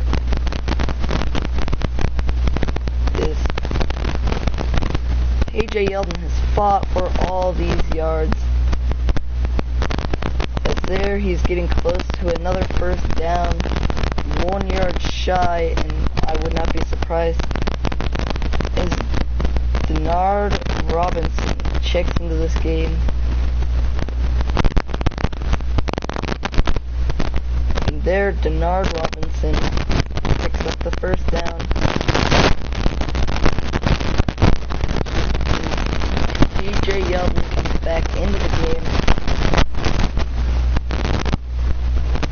The Ravens are just, or the Jags are just trying to run this clock, and they are doing a pretty successful job at that. As the Ravens were ready for a run to the inside, and he took it to the right, picking up some yards, bringing up a 3rd and 4. Last play before half, I would assume, yeah, they hike it. Denard Robinson gets 3 yards. That's a yard short. Would not be surprised at the Jags go for it here. They are gonna go for it.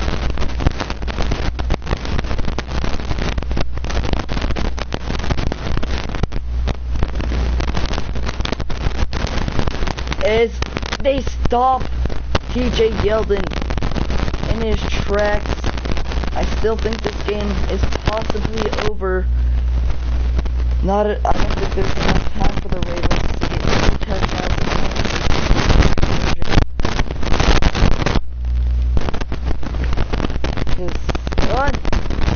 Could this be a 1-play drive? No. The Ravens are back in this game.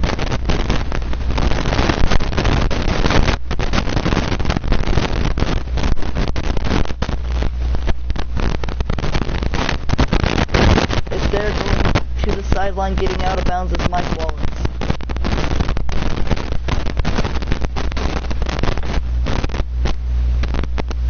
And it's a 2nd and 7. We are going to go 5 wide. There's no doubt in my mind that they would have passed the ball anyway. Steve Smith makes Jalen Ramsey miss, and they are down to the 13-yard line with another first down. As Terrence West is back in the backfield. Again, another catch for Trev Benjamin. Jonathan Cyprian making the big hit before Trev Benjamin could go out of bounds, but they're down at the 3. Can the Ravens get the touchdown? They're going to throw this ball away here. Great play by the youngster. And it's a 3rd and inches. Do they hand the ball off to Terrence West and let him power through? No, they're going to pass. And it's a touchdown. Kamar Aiken has a touchdown.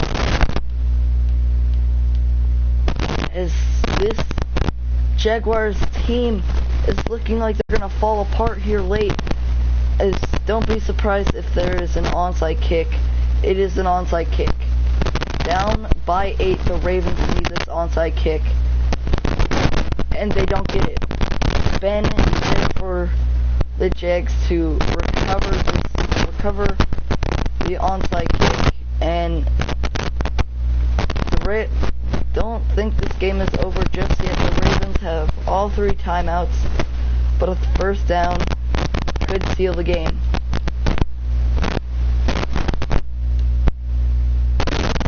As the Ravens blitz, and it doesn't seem like that phases TJ Yeldon, as he's still going to pick up 2 yards.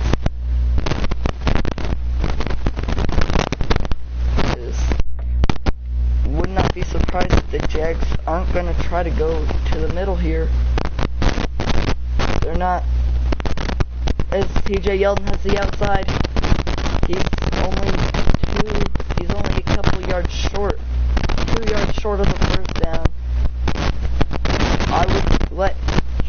I would let him run up the middle, at least get 1 yard, but he doesn't get the yard. I would give the ball right back to TJ Yeldon. Your powerful they give it back. Is that one block good enough? And no, it's not. He is tackled well, a little bit short of a first down. And what a great play by the linebacker. Now they have to go 33 yards for a touchdown. As they can't get out of the bounds there, they're going to have to go no huddle, or they're going to have to spike the ball. They're getting in position to spike the ball here. As they do, 17 seconds left.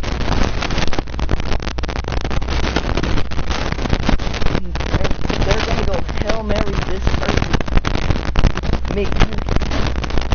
The Ravens still have one more play, and then they can go Hail Mary, but no, they're going to try one now. He's got all day. He's going deep, and that's not a pick. If the Jags would have not fought for that and let one person get that, that could have very well been the game. But no.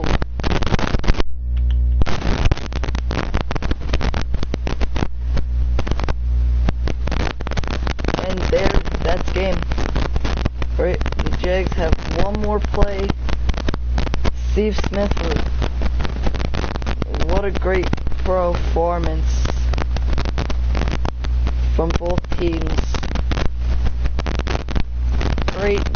I gotta give the Ravens props for trying to make that comeback against the best defense in the league right now. AJ Yeldon, even though he didn't have a touchdown, he's still over 300 yards and had 81 yards. Most of those yards came in the fourth quarter, but he had a pretty well-rounded game. I'm going to go ahead and play week 4. Well, this is loading. I gotta go take. I'm going to go to the Packers.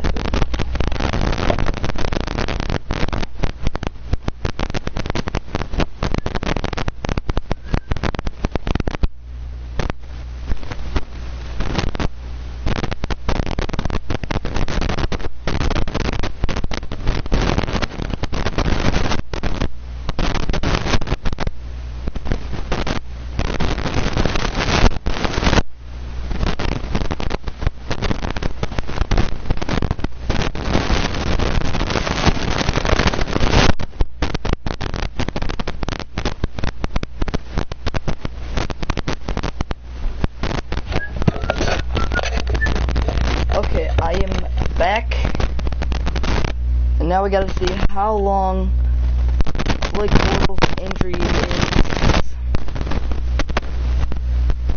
Of course, it's a dislocated knee, and he's gonna be out for 5 weeks. We have the Colts next week.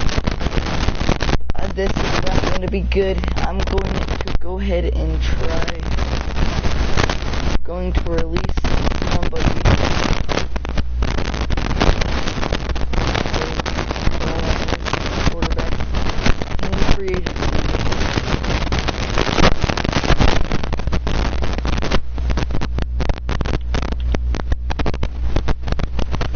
Is there any good quarterbacks on the trade block?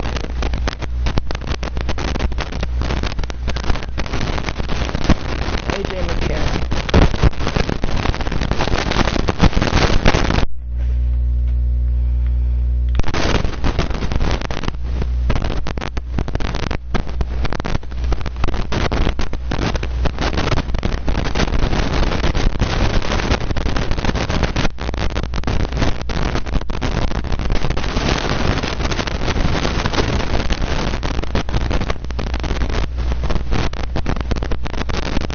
Here we go, AJ McCarron is going to be our backup until we get Blake Bortles back.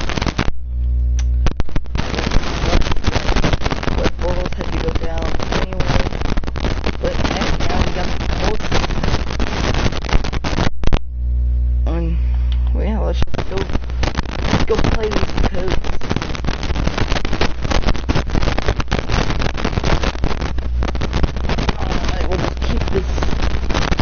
Going.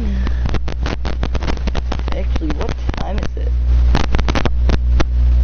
Yeah, this will be the last game that I play in this stream. And yeah. Okay, what other things? Because I'm going for a touchdown.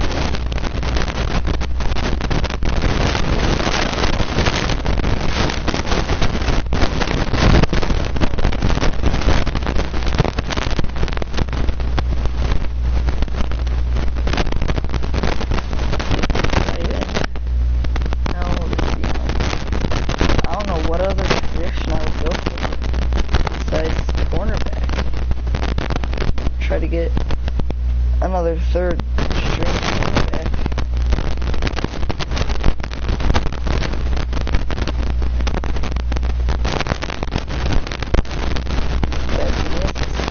quarterback. Quarterback.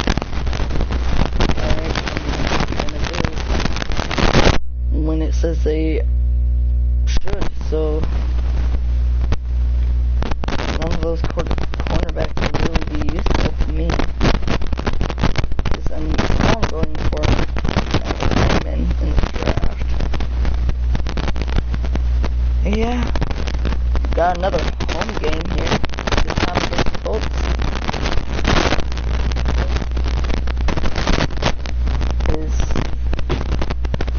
Of course, I said this is going to be the last game. Julius Thomas. Right now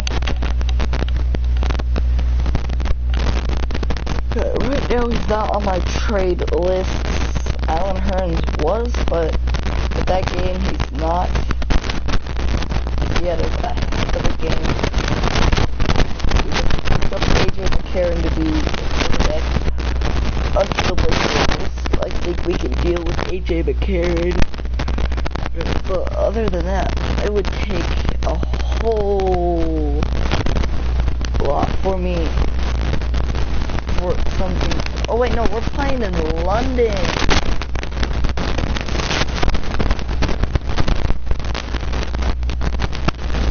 Oh, okay. So here we go. The Jaguars were at home the past last week, and now they are traveling here to London in rainy weather.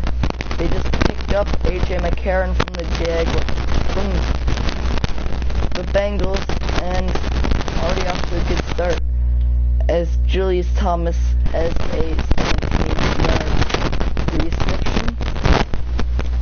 TJ Yeldon, but didn't have a great first half last week. Hoping to turn that around. And a player to watch in this game for the Jaguars is Alan Hearns. The first 2 weeks, he was not performing well, and last week he turned on a switch, had 3 touchdowns and over 200 receiving yards to beat the Ravens by 15 points. There, TJ Yeldon picks up 7, and it brings up a 3rd and 4. TJ Yeldon is an intended receiver there, but not able to make the catch. And the Jaguars are going to try for this field goal. And it is blocked. Again, the Jaguars have another block kick, have a kick that's been blocked again. And this one is almost a touchdown. That was a 56-yard kick, and the kick was blocked for the 2nd straight game. The kick by the Jags is blocked again. Malik Jackson is back to his ways of wreaking havoc, his 5th sack of the season. And then Allen Robinson comes back next week, but Blake Bortles is the newest injury for the Jags. And can this defense get back to its dominance, stopping the run? The Ravens have had one of the better offensive lines that the Jags have had to play. But we'll see if the Jags can get back to their dominant rate of defense. This here.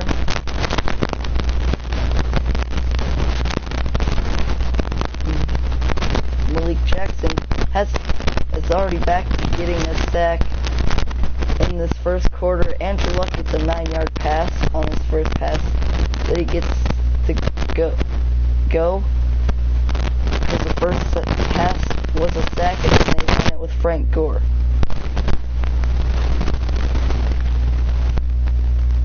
As this punt is angled out of bounds, and they are going to call it a touchback, as the Jags will get the ball back at the 20-yard line. Coming out in a screen, TJ Yeldon catches this. TJ Yeldon breaks a tackle using a stiff arm and has somebody on his back for it. And after he gets some extra yardage,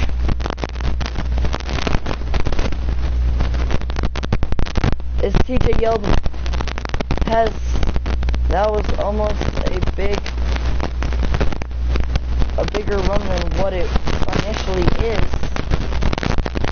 As these receivers have been able to block for TJ Yeldon on the outside. As they're trying to go to TJ Yeldon was just not ready for the play.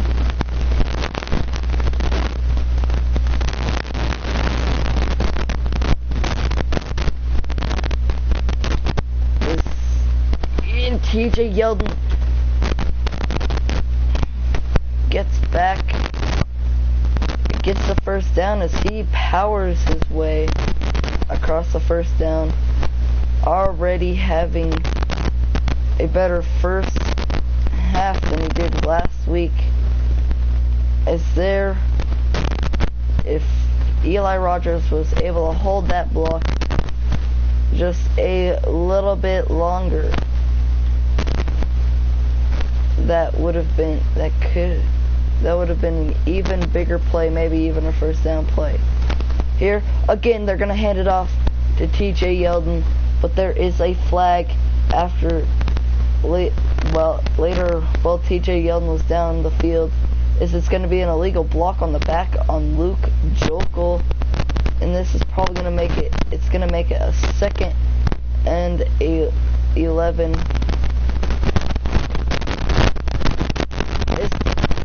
Denard Robinson finds the hole and takes us in for the first touchdown in London.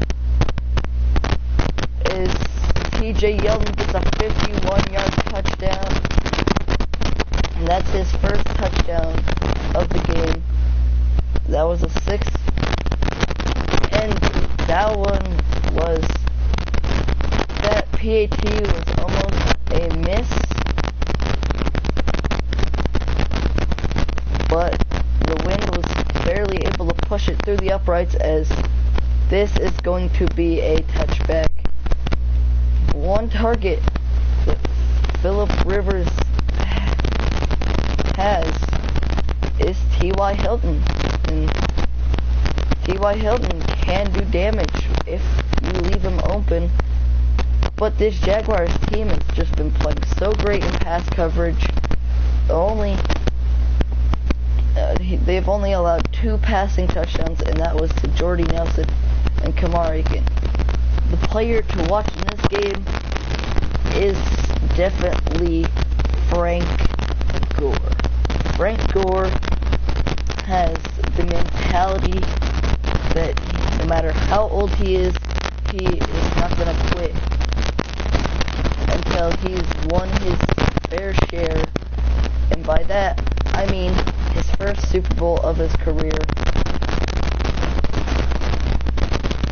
But in the same division as the Jaguars, the way that they've been playing in this first quarter is not promising. The Gaithers has his 2nd pick of the season. I bet the Colts are not too happy that they traded Gaithers away. They're probably not too happy they traded Anthony Costanzo away either. Both players went to the Jags, and Chris Ivory was who they got in for Anthony Costanzo. I don't know about that, and I don't know why the Colts were thinking that was a good trade, but they did it. Everybody in the Colts organization is probably not too happy because both players have been playing phenomenally for the Jags, a division rival. And normally when you make trades, you don't want to trade within your division, but the Colts just broke that rule. The Jags get the final snap of this first quarter. TJ Yeldon is already has 41 yards, and Denard Robinson has 56 yards, meaning that the Jaguars have 96 yards rushing, as they are dominating the Colts in every way. And our sponsor is Gatorade, the official drink of the NFL. I'm not going to be surprised if Jaguars well, they can stop it. Again, they're handing that off to TJ Yeldon. TJ Yeldon, all he does is pick up the yards he needs. Good at that for the first part of this season. TJ Yeldon picking up about 3. And TJ Yeldon will take as many yards as you will give him, as he's demonstrated against the Chargers and Packers. There, TJ Yeldon again picks up 3, making this a 3rd and 4, 3rd and manageable. And they're going to give it to TJ Yeldon, but TJ Yeldon is tackled. And he only gets 1 yard. They are going to go no huddle. Probably try to catch the Colts off guard, and they're going to run a screen, and the Colts, it looks like the Colts are ready for that. AJ McCarron has completed 2 of his 6 passes, and they probably were not expecting to get that kind of performance from AJ McCarron in his first game as a Jaguar, and Bobby Wagner is there to make the tackle on Frank Gore after he gets a yard.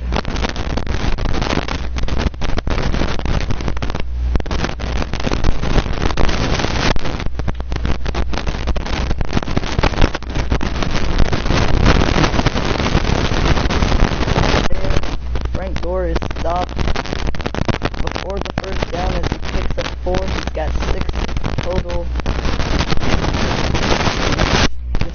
Neither half of the game has got started. It's looking like somebody on the offensive line for the Colts moved, and that was the case. It was Riggs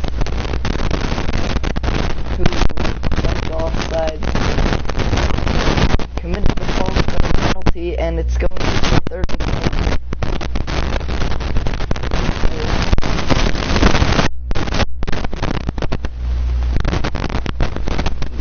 They're going to call that an incomplete pass, and Drew Brees completed 1/2 of 9 yards, and he has an interception. So in total, the Colts only have 16 yards.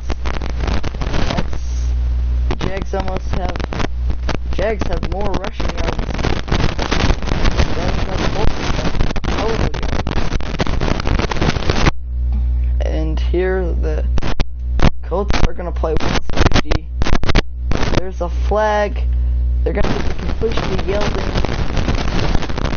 As the Jags are hoping that this is a flag on the defense, and it's going to be a holding call on Anthony Costanzo. And that big play TJ Yeldon got is now called back.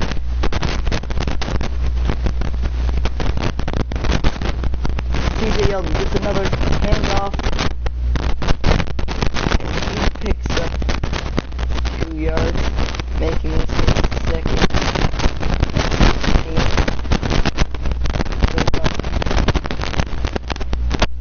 The Jags are going to go 5 wide. AJ McCarron has the whole field ahead of him. He slides down before picking up the first down. It's 1 yard. AJ McCarron also has mobility, and he just showcased it there. The Jags are going to run with TJ Yeldon again, and he's got the first down, 55 yards. The Jags have over 100 total rushing yards. They're going to go in the huddle as they saw something they liked last time, but only gets back to the line of scrimmage. TJ Yeldon was tired after taking the block so many times in this first half. And now, Bernard Robinson checks back in, and he's got 50 yards on 2 carries. Again, they're going to give Denard Robinson the ball. Denard Robinson is off to the races. He's got another touchdown. And the only 2 touchdowns that the Jags have this game.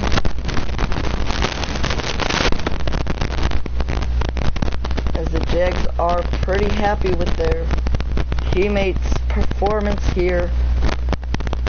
They are up 14-0 with 2:20 left in this first half.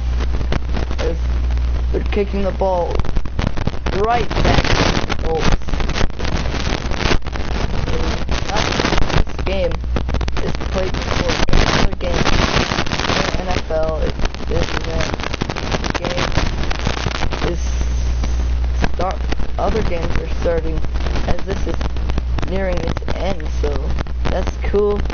That's the cool thing about playing these games, and then they hand it off to Frank Gore, and Gaithers makes a big hit as he's also got a pick, so seems like the two boys, Gaithers and the Colts, have a little bit of bad blood between each other. As Malik Jackson has been getting off his block, constantly forcing Andrew Luck to throw the ball away. Now, I don't think many people expected the Jags to just come in and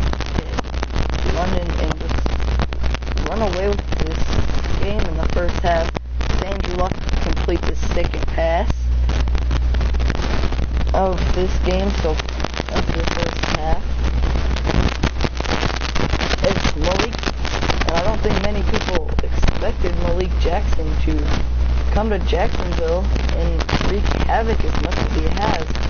5 sacks before the midpoint, great for defensive tackles. They are mainly to hold up the center and some of the guards for the other people to get in there. But he's been making plays as their Dante Fowler and Malik Jackson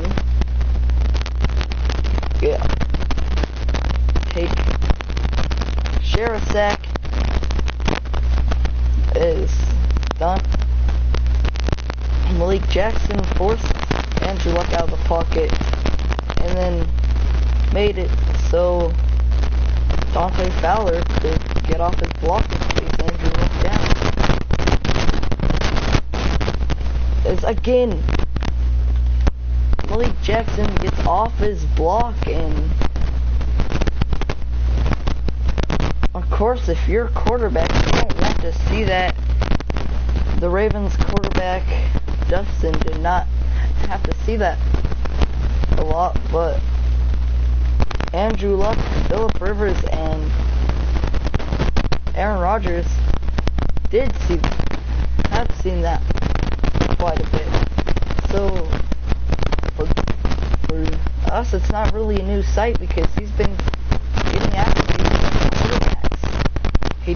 He got pressured a little bit on the third string quarterback for the Ravens, but not as much as he's been getting to these clutch top tier quarterbacks.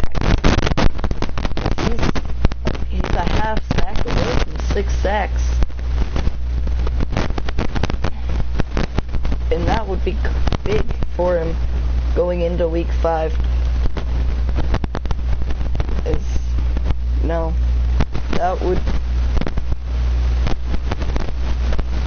He's just been showing his greatness in the league. As there's 13 seconds, the Colts have 1 timeout and they're down at the 13-yard line. Andrew Luck has conducted a nice drive. He doesn't want to mess it up here. Jack Doyle does not get out of bounds and can't fight forward to get in the end zone. They're down at the 2. 4 seconds left. They're going to go for the field goal. After there's nobody to block it, this is a give-me for Adam Vinatieri. There was nobody to block it. There's 1 second left for a kick return, and that's it. Colts do not squib kick it, I would be surprised, and they're not going to. Rashad Green, there's 1 second for the Jaguars to be great. So I don't think there's anything that could go wrong for the Colts here. Obviously, if that's a defensive flag, then this half will not end. There'll be one more play. It's holding on the defense. There will be one more play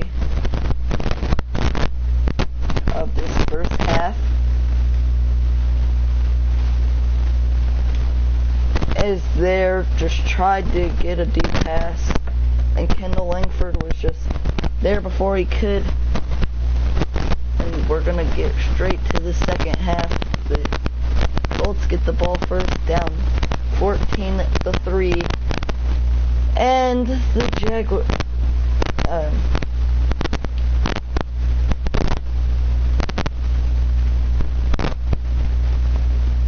Jason Myers has another touchback.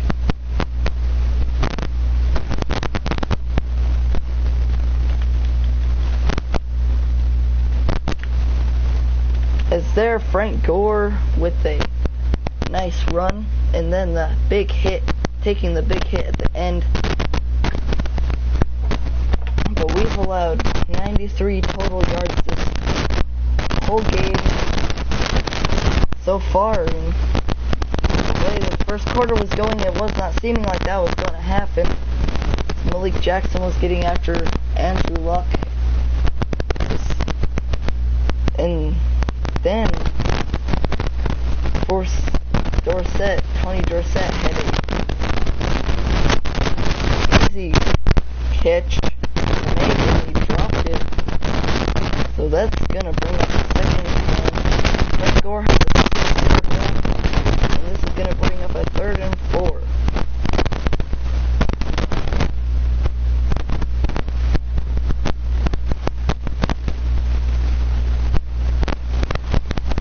And they're gonna pass the ball here on 3rd and 4.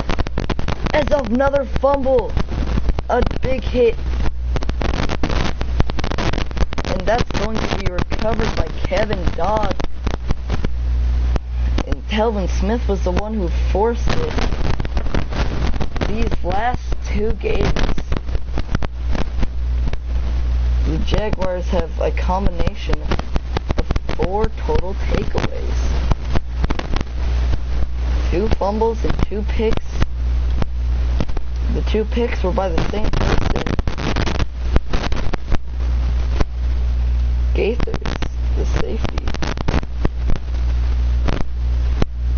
As there, Allen Hearns makes the catch. AJ McCarron has a passing touchdown, making this a 21-point game for the Jaguars. 2 rushing and 1 passing. And again, Allen Hearns has another receiving touchdown, making that 4 total. And after this week, the Jags have a bye week, and then in week 6, the Jags get back Allen Robinson. So imagine the team and Allen Robinson. That's the one dangerous team.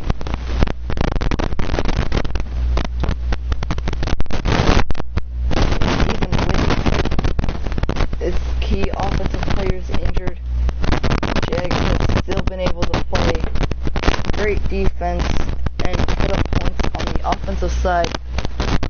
Most of those points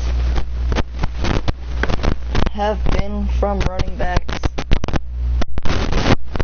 or they have been set up by a running back.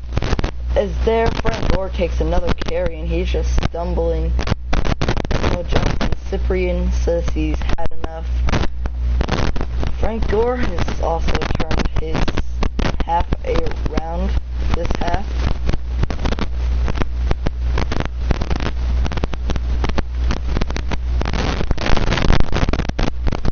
There, Frank Gore's also just been destroying the Jags on the ground. But if you're the Colts, you shouldn't be running the ball as much as you have, because you're down. So this is not the smartest decision by the Colts, but Chuck Pagano is not managing the game as well as he should be. Because the way he's running, he's going to run into the fourth quarter still down 21-3. Because he's not getting a lot of big pass plays. And then the runs are only 10 yards a gain on a run is great, but you need more yards. You need like 15 yards. You're going to run the ball this late in the third quarter down 21-3. Is there again Malik Jackson there in the backfield forcing Andrew Luck to throw it off his back foot deep. He's lucky that was just a throwaway, because again, testing. I can't believe in him. Malik Jackson has a sack, or a fumble sack, and this time Dante Fowler is recovering the fumble. That's 5 turnovers in 2 games. 5 takeaways.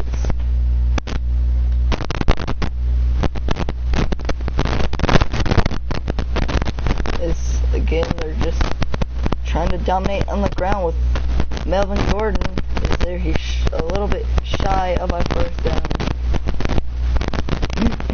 And would not be surprised if they give Melvin Gordon the rock here.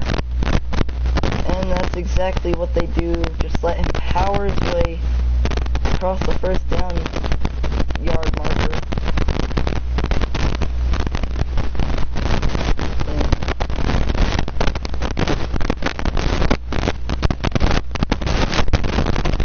And there's another flag, probably going to be another holding call, and it is again on Brian Linder.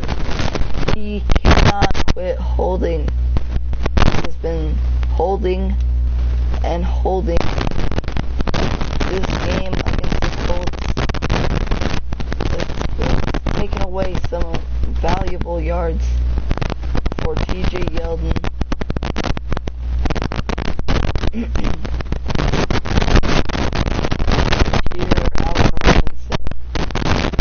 Bernard Robinson checks into the game after having 2 touchdown rushes. He's got 120 yards, and he's going to make this a 3rd and 11.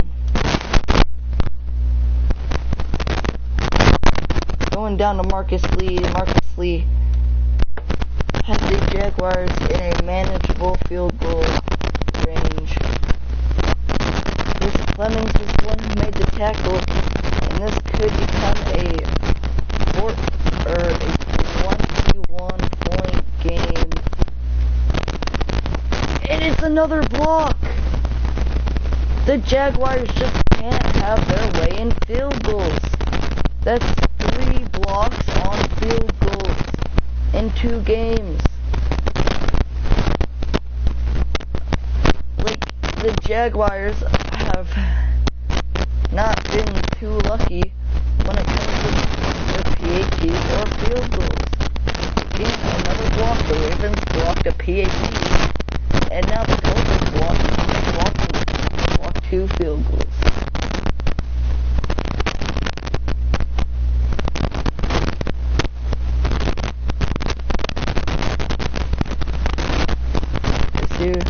Andrew Luck snaps it, and Jalen Ramsey almost has his first pick of the season.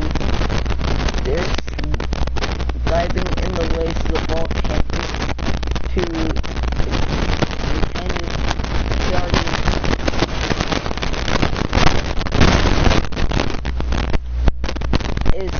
Malik Jackson putting pressure on Andrew Luck, and he's gonna have to make that throw in the first place.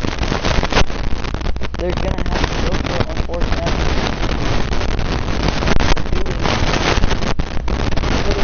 Some faith in front door. Front door has the first down, picking up more than 3 there. As he's above 50 receiving.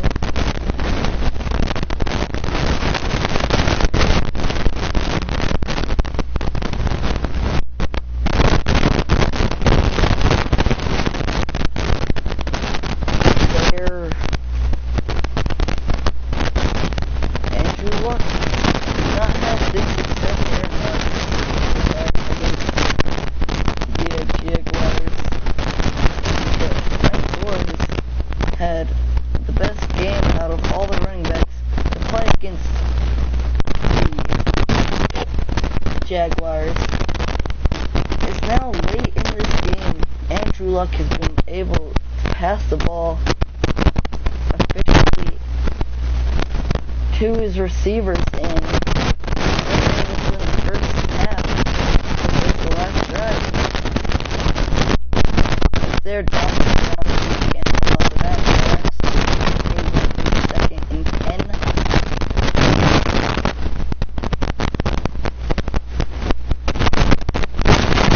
And they're gonna run the ball with Frank Gore, and Calvin Smith is all over that in the backfield, bringing up a 3rd and 12.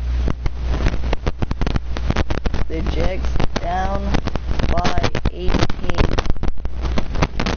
Keep this, and they're not going to get the first down. Are they going to go for this 4th down again? They are not. They are going to settle for a field goal. And the Jags have not been lucky on field goals.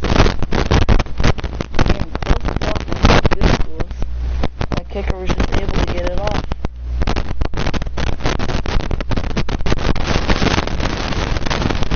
And now, both played 6, 20, 21. Marcus Lee out to 25. But he had to go 34 yards for that instead of 0 and taking the touchback.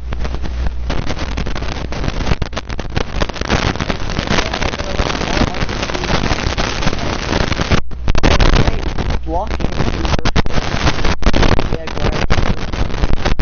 The Jaguars would end up trading Marcus Lee. He's a great player in the slot for the counter that they've been liking to run.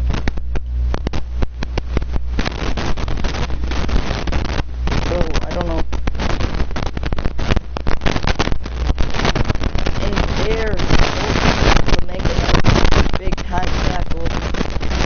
Going to go no huddle. And another name who is big in the first 2 games that we haven't seen much of.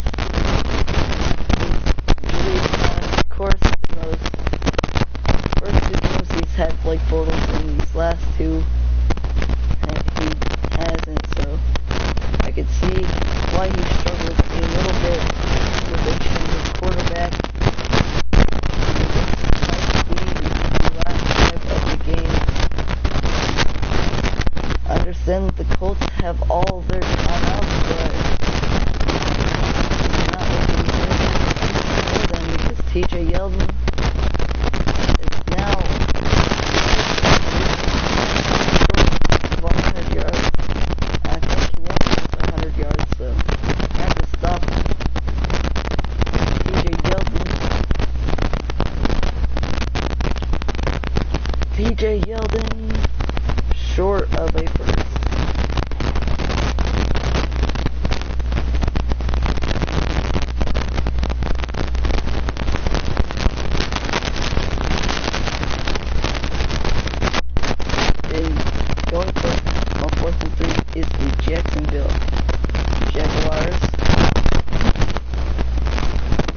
stop it on that. The Colts have to get 15 points in under 2 minutes. And Andrew Luck.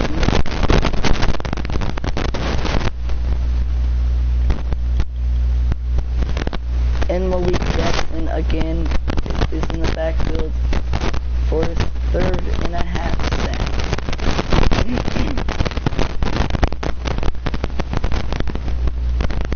Giving him 7.5 on the season. T.Y. Hilton making a catch and some people missed. The first down, leaving them with a 3rd and 9.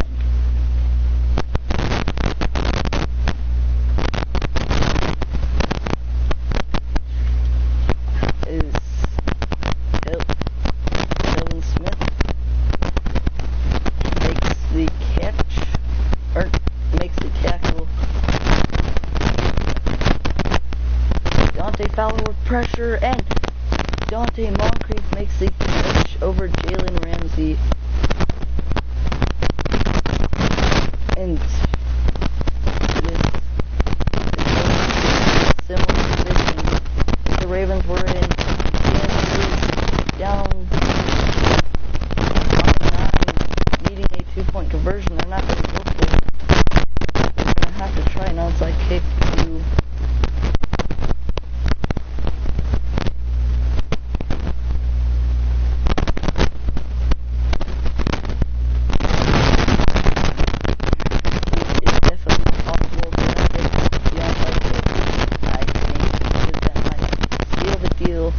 for the Jags, and they will win in London. If they were not an onside kick recovery, they're not audible to it. It's going to make it harder now for Pat McAfee. Again, they recovered the onside kick, so of course there is a possibility of Yeldon fumbling, but he's been most reliable.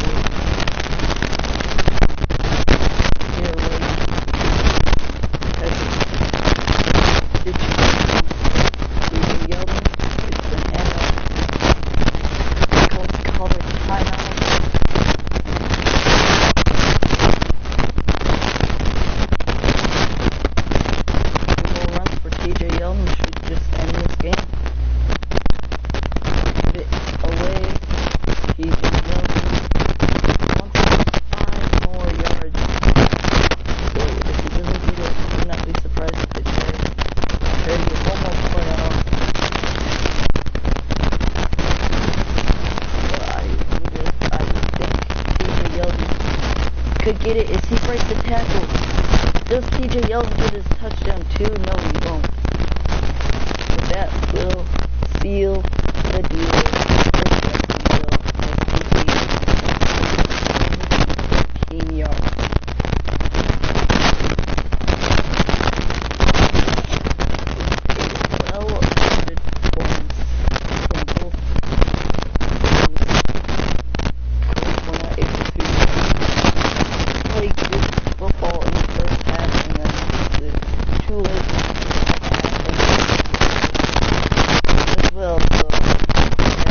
Jaguars were able to win in London.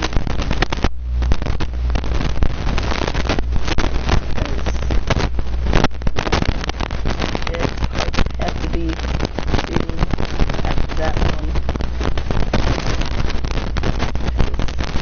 Andrew Luck was able to